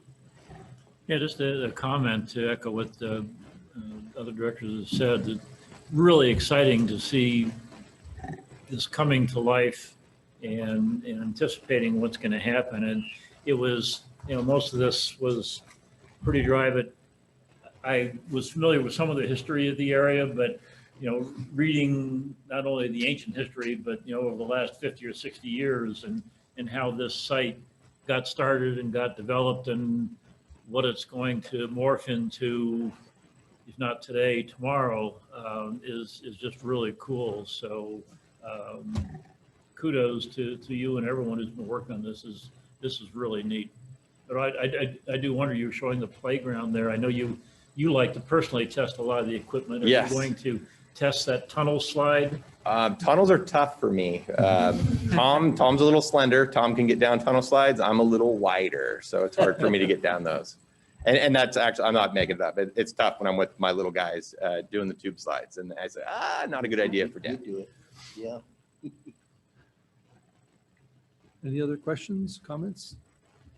Director Lane? Yes, I recall mentioning this when we were first talking about the project and the little history associated with this venue, which is, long history for CRPD. And there are some very important, I don't know if that's the right word, but activities that took place there for years and years, Casey Kasem and so forth. And did I mention, or did it come up in discussion that there may be an area in the lobby or a wall or something where some of that history can be displayed and we can, kind of recall the good times when this was first in our community, because it was. Correct. Yeah. So we're looking at we're still in the next phase. Upon approval, we're looking at getting into the details of that, but staff has some fun ideas, and we know our consultant team will bring some good ideas to the table too for that. Great. And yes, we're looking at it as a good opportunity for the project. Perfect. I just want to add, we just had a committee meeting for the Arts Committee. And for this particular park, we really focused a lot on what's possible there and in the new building. So a lot of that has been brought up and just, mentioned. Any other questions or comments? If not, I have a couple of here. I had a question on the trail connection to Tarantula Hill. I tried to re-find it because I don't know which of the 635 pages it was on, but I couldn't find it a second time. There was some concern about the trail alignment to Tarantula Hill as far as getting across the road, that was going to take a crosswalk as opposed to going to one of the intersections. What is proposed and what's the ideal arrangement for that trail? Yeah, so there's actually an underpass. There's a pedestrian underpass right there that will connect you to Tarantula Hill without stepping foot on the street. And then we also have a neighborhood access up to the existing sidewalk. Basically, the city sidewalk ends, and then we'll continue our new trail up to that. So, and currently there is a native trail there, and so we're just looking at refining that a little bit further. Okay, so did I not read that correctly? Because I thought there was something in the document about trail alignment. I might just be misinterpreting it. You might not have misinterpreted it, but I think because of how the design plan is as proposed, then it's alleviating that. Oh, okay, okay, all right, very good. Then could you restate what stream channel changes are or are not taking place? I couldn't quite tell. Is this going to be like a demolition of all that gunite, or what is it that's actually proposed for that stream channel? Yeah, so we are not looking to touch that stream channel at all. It's the abutments to it. And so as you do any development within a certain amount of feet throughout the permit processing, we have to make proper departments aware of that through the process. So whether that's city, county, or state, or CDFW type of thing. But we basically think of it as, right now it's a concrete ribbon gutter, and we are going to make it look like a more natural creek with shoulder planting, boulders, and really kind of bringing in some natural aesthetic to it. However, it's going to function exactly the way that it's been functioning for many years. So. Okay, so that brings me to my next question. With the one comment from, or one letter, one of the two letters from CDFW, they had a pretty extensive response and a lot or comments with mitigation measures and everything through that. Is there anything substantive in that where you think, oh my gosh, we can't do this, or this is going to, or whatever, or is it pretty much, yeah, that's what we expected and we got it covered? Yeah, it's we did update our document to make sure it included their comments. However, we were already doing some of the surveying and allocation of resources to make sure that we weren't disturbing any of the habitat or wildlife. So really no is the short answer. However, we kind of refined it to more significantly or sufficiently answer their concerns. Okay, so it's not really changing anything that has to take place on the ground other than just making them aware that you are aware of what needs to be correct. taken Yeah, care of. and we would still have to go through a permit process with them regardless of one way or the other. So it's more so they're going to be taking a closer look at it too during later phases of work during construction. Okay, all right, very good. And then from an overall environmental review process, was the whole property assessed, or is it just the development footprints of where activity was taking place? So the whole property was assessed. However, because we had limited changes to the property, as you know, a lot or a good chunk of the acreage is undeveloped. And so since we weren't looking to unchange the undeveloped, really just move it or renovating an existing building and do similar park-like amenities, that's where that's why it is a MND versus a more significant document. Okay, that is going to be my next question, so thank you for the answering that. Okay. Okay, thank you. I mentioned this, actually I made an email to a general manager about the drive, Jonine Drive, I'm not quite sure, Juanine, I'm not quite sure how it's pronounced. But is that all on, I say private land, on park district land? So it's not, is that a Is that a public right of way? I guess is my question. No, so that's Janine Drive, and it is basically the access road to the parking lot on the west property Okay. off of Gainsborough. Okay, so that's all on district property, then. All right. And this is a challenge to our chief architect here.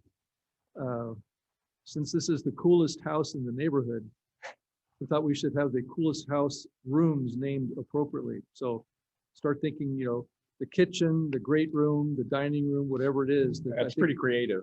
I think they, the patio, the porch, I think you need to follow up with your suggestion here. We'll definitely, I mean, between this and those are great suggestions. Yeah, we'll definitely take a good look at that. And then even just where you're talking about Canal Creek Southwest, that's coming up too for the park naming committee. I think would be very appropriate. Absolutely, absolutely.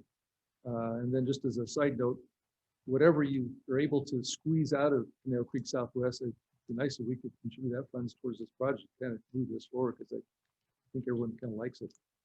And then lastly, timeframe, next steps, short of funding and all that, what happens? We say, okay, yeah, this is approved. What happens from here? What's the next step? Sorry, I thought you were taking it. Yeah, so basically like we've done with Southwest and some other projects prior, the next step after you guys, if you approve the next phase of work, it's going through the next phase and going through the permit process and all the approvals. I mentioned the environmental as well as just, brick and mortar kind of relatively simple permits, but building permits with local municipality stuff. And it's really refining it, getting it to a point where staff feels comfortable. And then it's a funding item. If we did have the funding, it would be something that we could execute, and Tom, correct me if I'm wrong, in the next 12 to 18 months, we could build this if we had the money to build it. So really probably the next 6 to 8 months will be the next phase of work. And then it just going through the bidding process and award and all that stuff at a later date if we had the funds. Yeah, and even just to go on top of that, one other different layer on that, and say like once we start, like, hey, this is a reality, then we have to work with the recreation staff to say, well, what are we going to do with the current programming that's there? Is it going to be moved, temporary? So we have to figure that out also. What with the existing usage of the park. Very cool. Director Cusworth, you mentioned you had a question. Well, my question was what we just answered. Oh. I was wondering how this is going to move forward and when we would expect to break ground. But then with a comment that Chair Nichols said, I don't think you're planning to do this, but when you said to name rooms, so if I gave you $2 million, would you name a balcony after me? I mean, are you thinking of naming things after sure. people? Are you going to Yes. give naming opportunities? Like it could be the. Yeah, I'm easy. So if Very Nellie, easy. you can give me $2 million, I'll name quite a few things after you. Okay. I'm just wondering if that's something, I mean, if you're. Oh yeah, definitely. If we wanted to open that up to the public, that they could have a room named after. Yeah, we do have a current, we do have a sponsorship policy in place, not only for just this particular building, but for all our facilities. And then also what we've looked, it's already down, but in one of the, we've looked at and talked with a consultant about opportunities for donor walls and sponsorship, from, so I think Andrew's going to pull it up or excuse me. What's your name? Gabby. The overview one, the first one.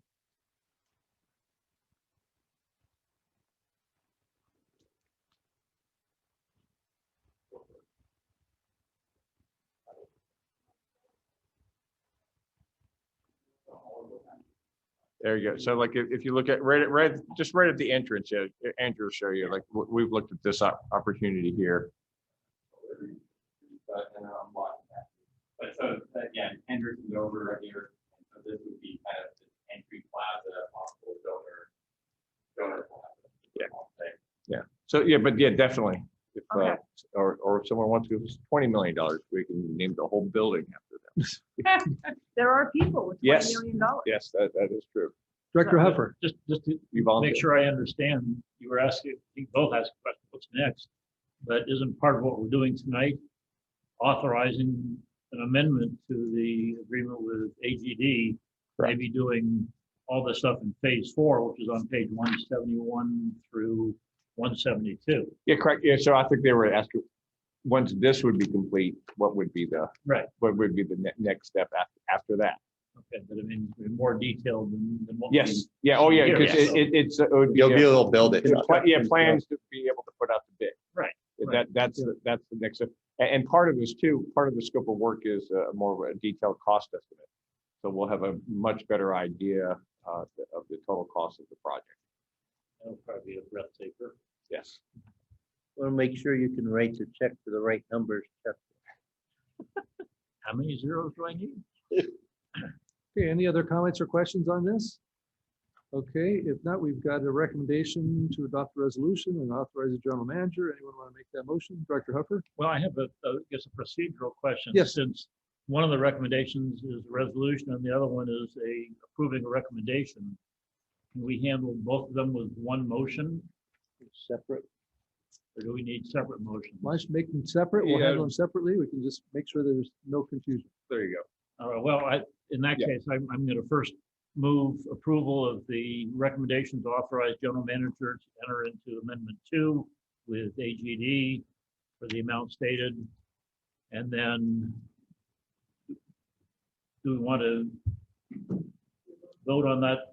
Yes, we'll vote on that. I'll second. All right, we got a second on that. So we have a motion and a second. All those in favor of No. authorizing? Read and title only? No. It's not a this is resolution. second Oh, we're doing the resolution. second one first. I'm Yeah. sorry. To authorize the general manager. All those in favor say aye. Aye. Any opposed? Okay, so that approves recommendation number 1 to authorize the general manager. Okay, Director Huffer. And then I would like to move adoption of resolution 061721-C to approve the mitigated negative declaration for the Caneo Community Park and Center improvements. Resolution to be read in title only, all future readings to be waived. Thank you. Do we have a second for that? Second. Director Holt? Okay, Madam Secretary, would you be so kind as to read that resolution title for us, please? 1721-C, a resolution of the Board of Directors of the Caneo Recreation Park District adopting SEQA findings, adopting the Caneo Community Park and Center Project mitigated negative declaration, and adopting the project's mitigation monitoring and reporting program. Thank you very much. Okay, we have that to move forward. So all those in favor say aye. Aye. Any opposed? Okay, that passes as well, 5-0. So thank you very much. Thank you for the presentation and staff for putting that together for us. It's Have an exciting program. Yes, Quick Director one, Lang? Andrew. Being that you were working with Andrew Goodwin Designs, I think this is the first time that you've had the opportunity to work with him. Is that correct? Correct. What were your experiences and your? Really good team to work with. Yep. And great name. Yes, that's why I figured there was some. It's connection always there. Yep. It's always great to say hi, Andrew. It's Andrew when we talk. So. But yeah, a really good consultant team, and from top to bottom, yeah, Andrew and Michael, the lead architect on it, have been good to work with, as well as their consultants. So Good job. Keep up the good work. Okay, next item 9E, we have amendment number 2 to a memorandum of understanding. Mr. General Manager, is this yours? Are we passing this one along? Well, I think Mr. Harrell will be doing the report, but I believe Director Huffer may have an announcement. I'm at the edge of my. he is writing a check for Caneo Community. Oh, you burst my bubble. No, but based on the general manager's recommendations, I had asked him whether it would be necessary for me to recuse myself from any discussions on this. What I plan to do is to abstain if and when this comes to a vote, because I have a fairly long time close relationship. I have to be on the board for AY so I'll be in listening mode only. Very good. All right. Okay. Thank you for that. Okay, so with that, Yeah, thanks, Chair Nichols, members of the board. If you remember, this was part of the June 3rd board report where we talked about the CRP grant program, but it got deferred to this meeting because AYSO's intended supplier slash contractor. There was little inconsistencies from their original proposal. So they got a new contractor slash supplier on board. And so therefore we had to make some adjustments to the grant agreement, which we turned into an amendment. So just the nuts and bolts of the amendment number 2 to the original MOU is that we'll be providing a $50,000 maximum, the maximum $50,000 capital and grant improvement or grant to them for the improvement. An additional $30,000 on top of that because the public picnic shelter will be used a lot by the community other than AYSO. And then a loan estimated to be about $76,000 so they could complete the project. And then that loan will be payable back to CRPD over a 10-year period. And with that, I'm available for questions. Thank you. Oh, and sorry, one more thing too. One more. Then the amendment also gives there's one other extension. Right now, the current MOU expires in 2023. AYSO 9 has the sole option to extend it to 2033, and then this will be given one more extension at their option to extend it to 2043, and all their terms are the same of the MOU. Now I'm available for questions. I'm sorry, when you said extension, what is that extending? The original MOU. And what did that cover? The original MOU covered that. That was part of an agreement we had with them. It was in 2007 and revised in 2013. That covered in a very big nutshell, or a broad nutshell, is their contributions that they made towards the improvements of Caneo Creek South. They had originally pledged about $1 million, and then when we upped it to the snack shack and the community room, and now with this picnic shelter, so they went up to a little over about $1.5 million, and now with this, they're probably up to about $1.7 million that they've contributed. So it's kind of like our promises to each other for their usage of the facility, and then giving them the rights to continue that usage for up until 2043 if they continue with 2 amendments. Okay, so that's a collective of the capital improvement program contributions and arrangements, as well as the use of the fields. Yes, yeah, in a nutshell, yes. There was an original. I mean, Jim looks like he wants to say something. Well, yeah, just the nature of the use is priority use, and that just means they get to stand in front of the line when we do our every 6 months we do field allocations. And so what happens is when it comes to Caneo Creek South, ASO Region 9 gets to stand in the front of the line, decide what portions of the field they want to use based on their program needs. And then, we give them basically front of the line, but it's not exclusive use. And of late, they've actually not used the full field even during their main season. So there are other sports groups actually getting onto the fields while they're on them as well. Okay. And the reason that the district does do this with an AYSO, say, versus a different kind of a more competitive club program, is because ASO Region 9 has that everyone plays ethic, and it's a volunteer organization. And essentially what it does is it replaces what in a lot of other communities is the municipality or the park district actually runs the program, but they're doing our job, which is, great. So everyone does play, there's no cuts, you sign up, you get to play, that sort of thing. So that's one of the reasons we would do something like this for a sports organization. Okay, all right. Thank you for that clarification. Okay, thank you for the presentation. Question, Director Cuthbert? Yes, and I don't want a long explanation. It's just AYSO is completely separate from us. They're not a community partner. They're nothing like that. They're a sports league and they rent our fields. Correct. And so we have an agreement with them that they can rent our fields to 2043. Correct? You're saying? Correct. That's, with the rights that, like Jim was saying, that they have the rights for front of the line during their primary season. Now, they've invested a lot of money into these fields. If they decide to leave, do we have to pay them back for that? No. Or is that just considered? No, we donated No. that and that's going to be there. Correct. And we're giving them this money, the capital improvement grant amount, which we do for our community partners, just out of good fellowship because they're running this program and they're adding a lot of money to it and they're, Yes, very similar to all of our other partner so we're groups. just working with them even though they're not an official community partner with Well, us. any nonprofit group with through the CIP grant program can apply for a grant. So they apply for the grant. Where this part from the $50,000 of it is the grant program. Right. And then we determined the review committee determined the additional benefit by the community. So we upped that 50 to 80, so 50 plus 30.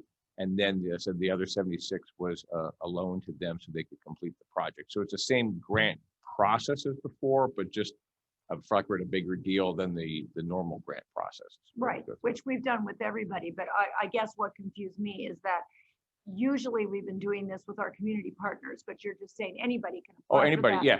that has a relationship with us. Well, Or there just anybody. doesn't even have to be a relationship. Any nonprofit could be a Boy Scout group. Oh, okay. A Boy Scout group could say, we would like to make this improvement in your park for this reason. And it could be simple as just they would like to put 4 benches up at Pepper Tree Park and they'll do all the procurement and labor and installation. And we think it's a good idea, so we give that nonprofit group. It's basically nonprofit groups improving our parks. That's what I was gonna say, Yeah. but it has to improve our park. Yes, It yes. has to somehow be related to our park. Right, right. We do every now and then get nonprofit groups or even groups that are on school district property saying, oh, can you give us some money so we can improve the football field at the school? No, we can't do that. All right, thank you. I just wanted to clarify that. And I would just add, and I know you can want a long explanation, but the nice thing about this particular amenity is unlike a scoreboard or a gazebo inside a user groups, like inside the community garden or something, this is gonna have a reservable picnic area.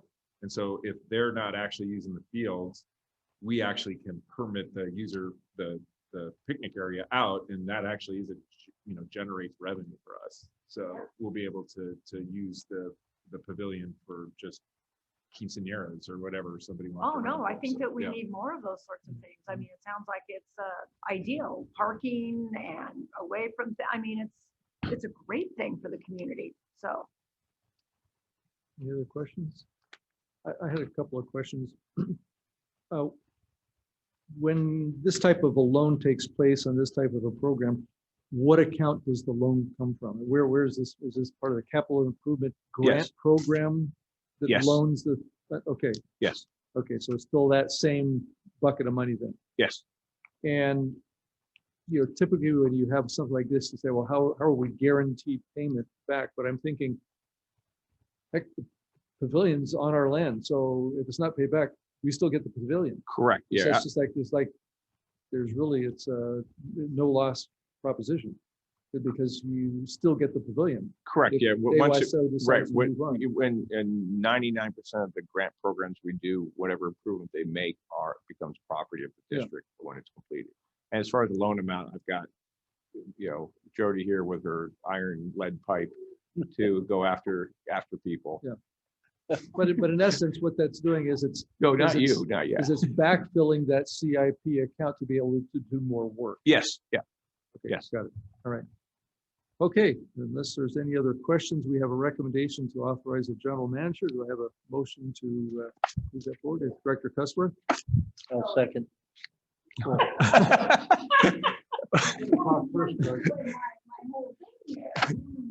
Oh, So anyway, I'm gonna recommend that we authorize the general manager to issue amendment 2 with a memorandum of understanding with the American Youth Soccer Organization for a public picnic shade structure improvement. thank you. Do we have a second? I'll second. All right, Director. Can I second? All right, all those in favor say aye. Aye. Opposed? Just to let the record show that Director Huffer is abstaining. Okay, so that will pass 4-0. All right, thank you very much. And Can I just make a comment now that the vote is taken? The AYSO Region 9 Board did meet this past Monday. They reviewed the same project, and they have approved it. So both organizations have approved it. so that'll be installed next week then. Exactly. Okay. Yeah.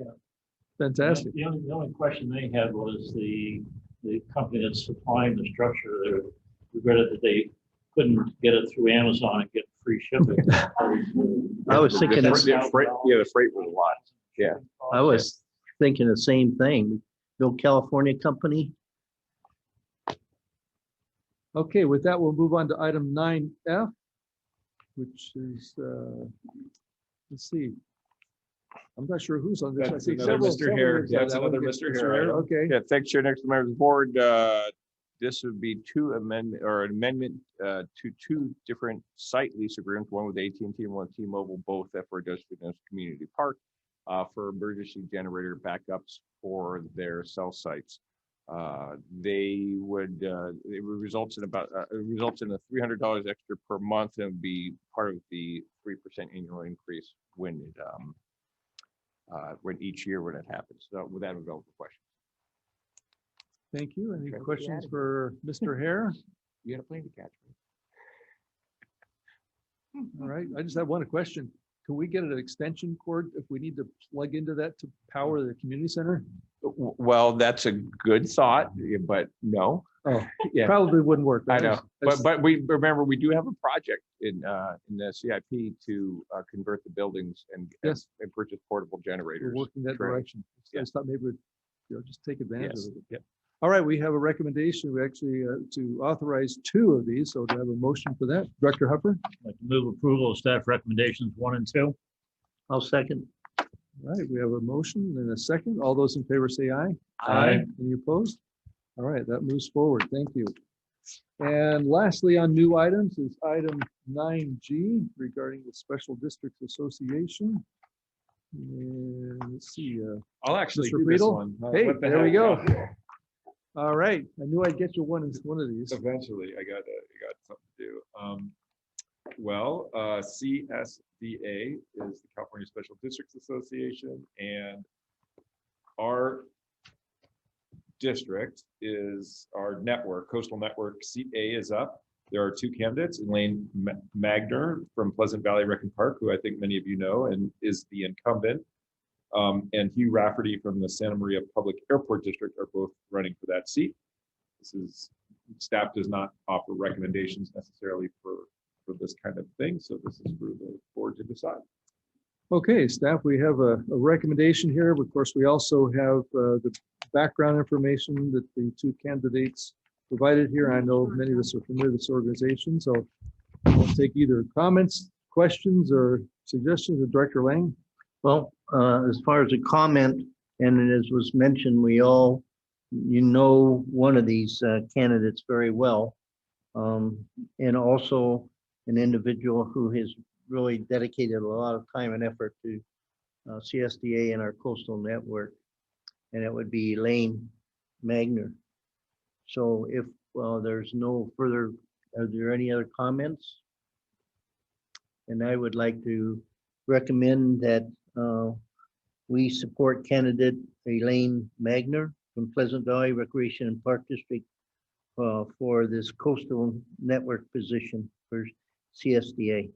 I'll second. We have competing seconds. All right, Oh, I'm sorry. that's okay. No, It's okay. That's all right.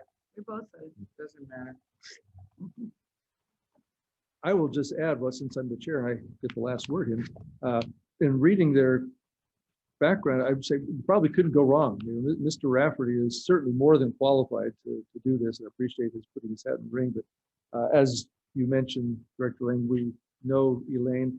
I think I spoke with her 90 minutes one night on the whole process, and she is such a wealth of knowledge.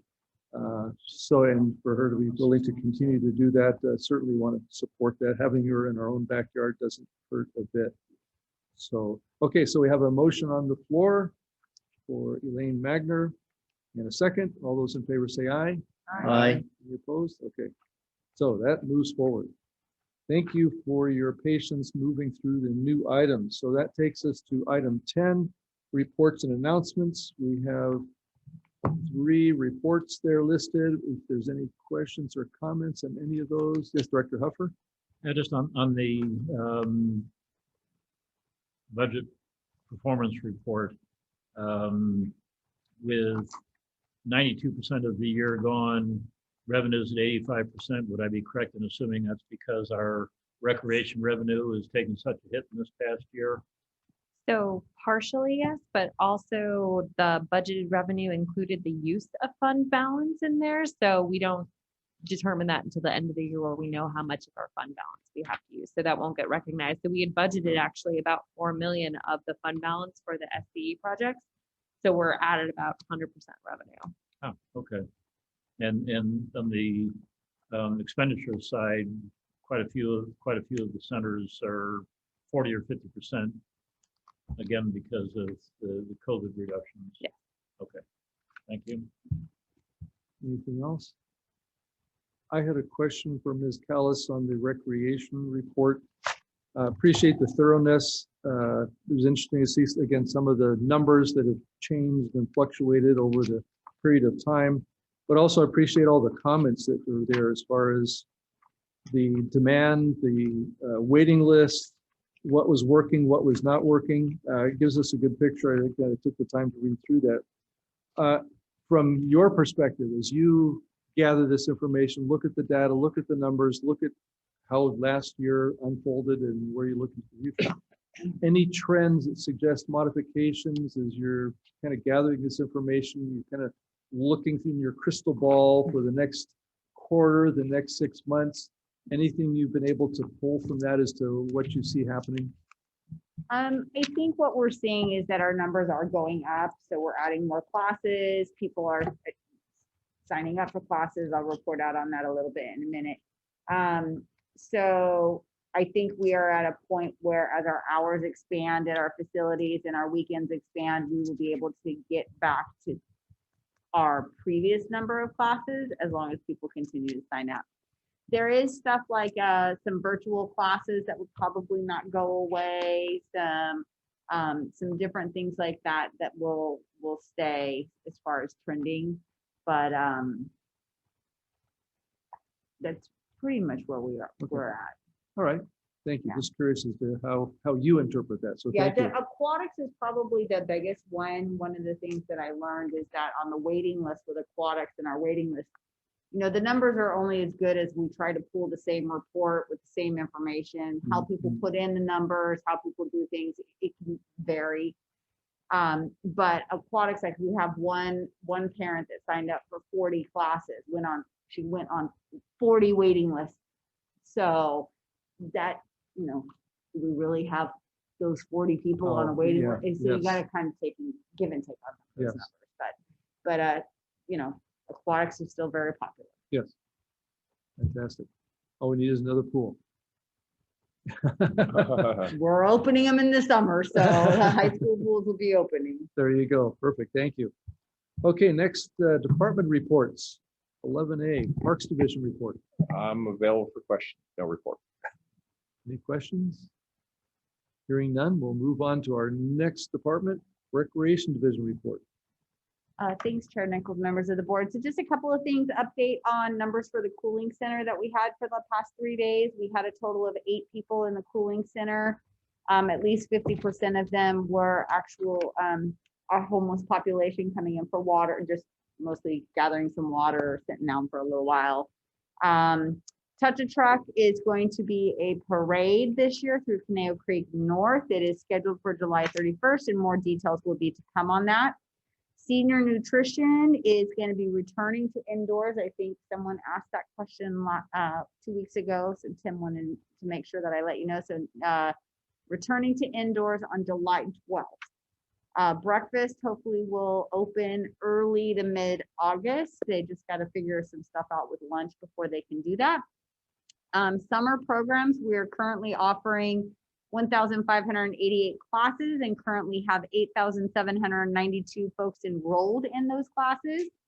And camp is currently at 94% of our enrollment, at enrollment. Wow. Huh? Now, what is different is we didn't offer as many camps because of staffing, not having staff, and not sure how many people would come. But what we are offering is at 94% capacity right now. Very good. Okay. And with that, I'm available for questions. Questions of Ms. Callis? Yes, Director Cusworth? So you said you don't have enough staff, have a lot of the staff that we had before COVID not coming back? No, we have at least 2/3 of all the staff hours back. But it is harder to find staff right now due to the fact that a lot of folks are on unemployment still and possibly making more on unemployment than working for us.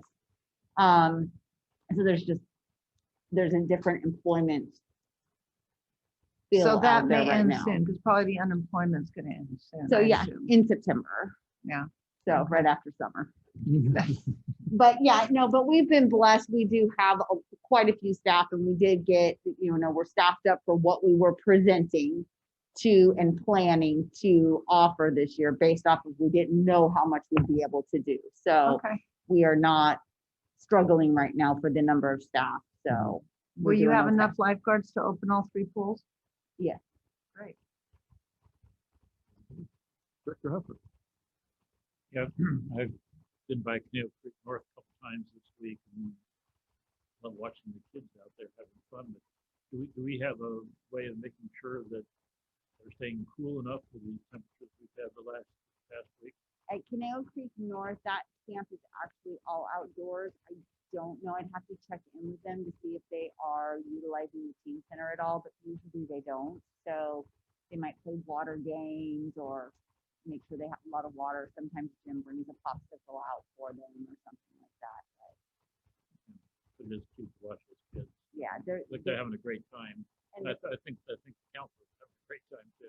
yeah, the families are, and this is their first week of camp. And then Monday starts all the other like clubs and all the other programs start on Monday. And then Global Center will open on the 28th, the following Monday. Fantastic. Glad to hear all the production, but also some of the challenges that go along with ramping things up. So Yeah, appreciate that. concerts are back on, no tickets, all open. So that's 4th of July. Am I selling tickets? Oh, okay. So that's all going to be good. We've got a food truck, hot dog guy, and ice cream truck. So it'll be totally fun on 4th of July. Great music for kids and families.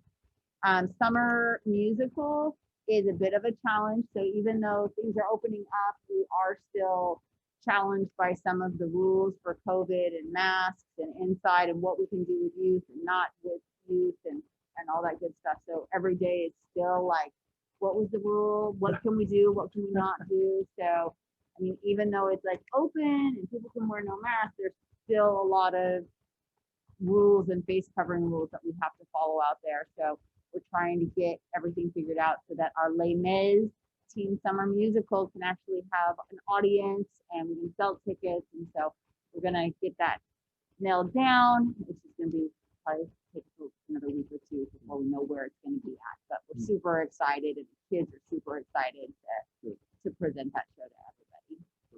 All right, thank you. Director Lane? Yeah, I was gonna leave this for the director's report, but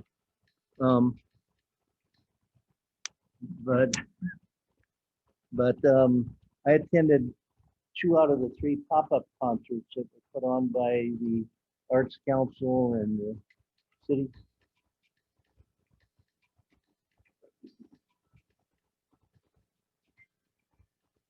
Actually, we could all get up and stretch after 3 hours or whatever. Yeah, the pop-up concerts. And even though CRPD wasn't directly involved in the performance and the presentation, they did thank CRPD, Jim. And then after the first one over in Triumphal Park, I forget his title, but anyway, from the city, he came over and thanked me. Yeah, exactly. So anyway, and then we attended the third one over at Oak Brook, and that was a youth symphony. And anyway, and we had our granddaughters and so forth. But anyway, it's good program, even though it's not specifically CRPD, although we're providing, the facility and so forth. So We'll take whatever credit we can get. yeah. All right, thank you. Management Services, Ms. Smith. Sure, just very briefly, Cal OSHA had their meeting today and adopted new rules for employers in California. So we're going to be updating all of that. They go into effect at midnight. So I don't know when Shelley and I are going to start work, but that's going to start implementing tomorrow. Primarily, it's going to be a challenge about how we keep records of employee vaccinations and stuff like that. So we're going to figure that out. And that's all I have to report, and I'm available for questions. Director Lane. Yes, you just mentioned employee destination. What did you mention? Vaccination. Vaccination. It's a destination, you track where they're going or is it vaccination? Okay, General Manager's report. Just a few quick items. As you know, several of you are going to be up in Monterey at the CARPD and Capri. Well, I'm at the Capri board, but this next week. So that'll be neat. And while I'm gone, Tom Hare is going to be acting general manager. And then when Tom is gone, and Rochelle will be up in Monterey as well, Melissa, the newbie, gets to be in charge of everything. So that'll be fun. Okay, so the California State Legislature has given their version of the budget to the governor's office with $100 million for special districts. It doesn't limit it to rec and park districts, so we know there's thousands of special districts. So how far that $100 million goes is kind of hard to determine. There is a disadvantaged communities priority clause in there, so that doesn't bode as well for us. So there is definitely some good news for special districts. Water, wastewater, port, harbor, transportation districts actually all got taken care of. So if you're not one of those special districts, you're going to be looking at this $100 million pot. So it's hopeful, but I wouldn't. I'm not letting Melissa spend it. Let's just say that. Okay, so and then because this board has been so effective and staff did a great job of planning and all that kind of stuff, we actually have kind of balanced our workload so that we could get by without a meeting on July 1st, which is helpful because next week a bunch of us are gone, which is the week we normally be doing all the packet work for the following, which would be July 1st. So my request would be that the board consider canceling the July 1st meeting when they adjourn tonight. And there is no need for a closed session since the board took care of the MOU earlier tonight. And before you leave, I'm going to hand out the actual program for the gratitude circle so that you can see what we've written. Doug and Nellie are going to do Jim Gilmore. Chuck and George are going to do Karen, and Jim and Sue are going to do Steve. So I think everybody got, somebody they requested. I'm going to hand out what's already written. So just over the weekend, think of your own personal anecdotal story to when you get the opportunity to talk about each one. But that's going to be, I think, super fun event. We've sent an invite to not only all the regular employees, but to all retired employees that we have an email for. So it could be kind of feel like a little bit of a reunion if people do show. So it'll be kind of fun.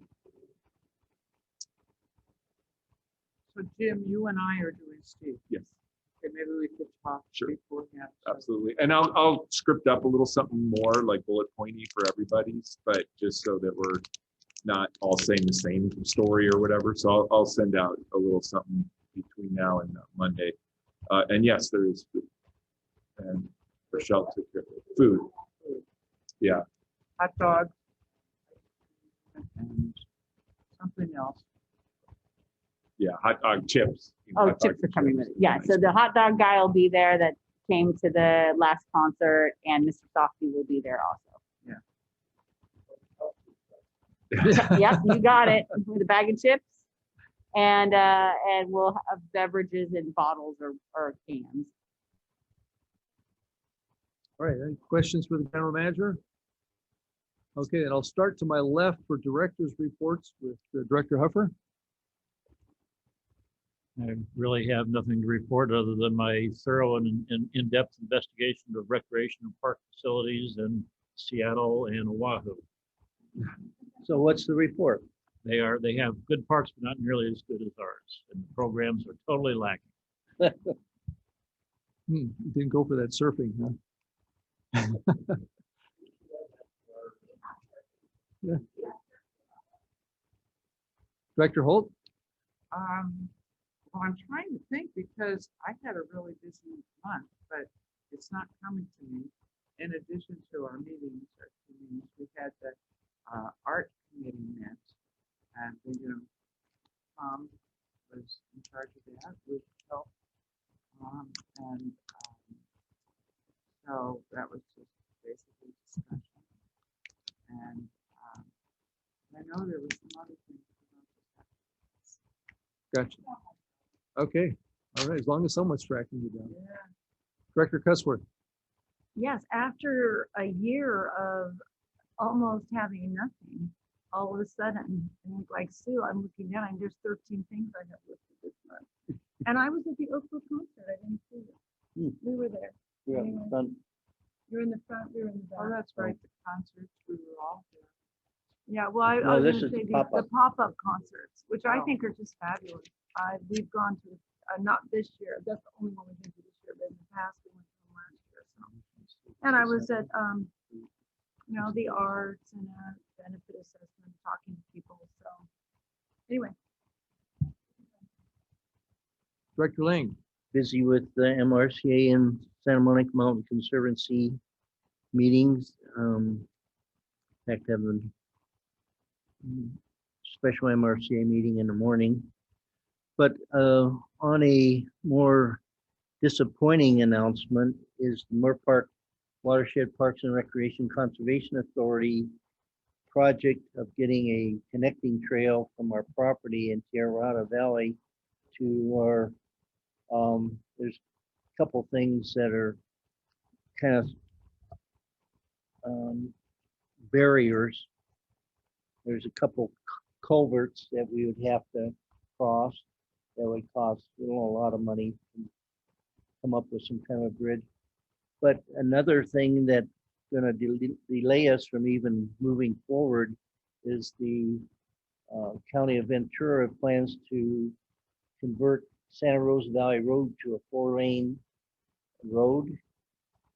And so during that period of time, there's a lot of things up in the air that we're not going to be able to address until they finish their design for the 4-lane road in Santa Rosa Valley.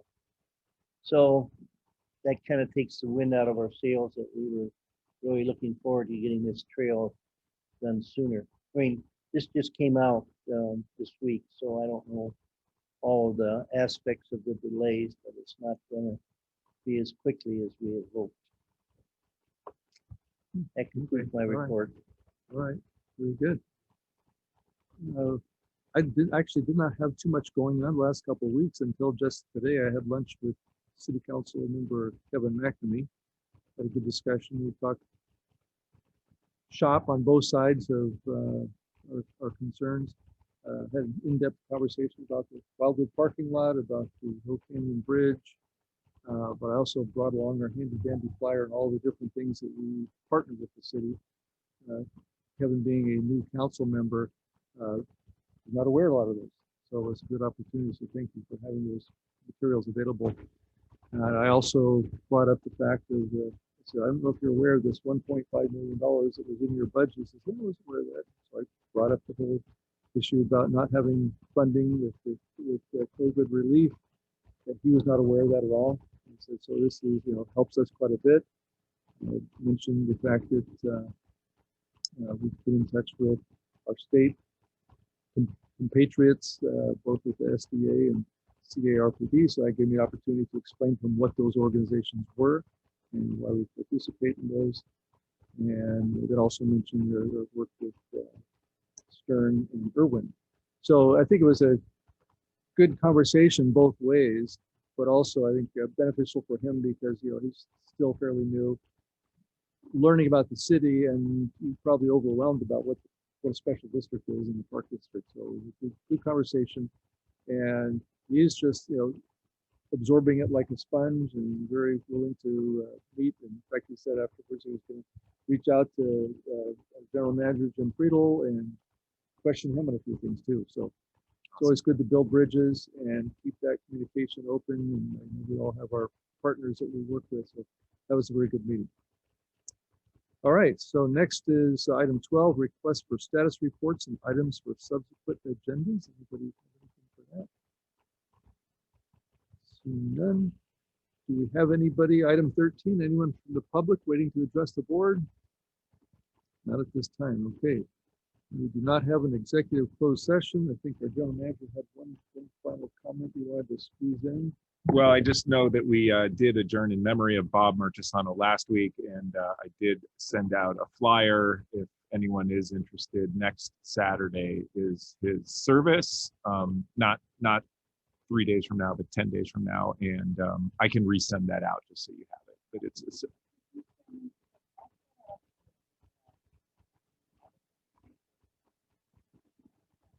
okay, yeah, it's next Saturday at 4 at Lakeside at Canoe Creek South, but they are looking for RSVP. So I'll resend the information.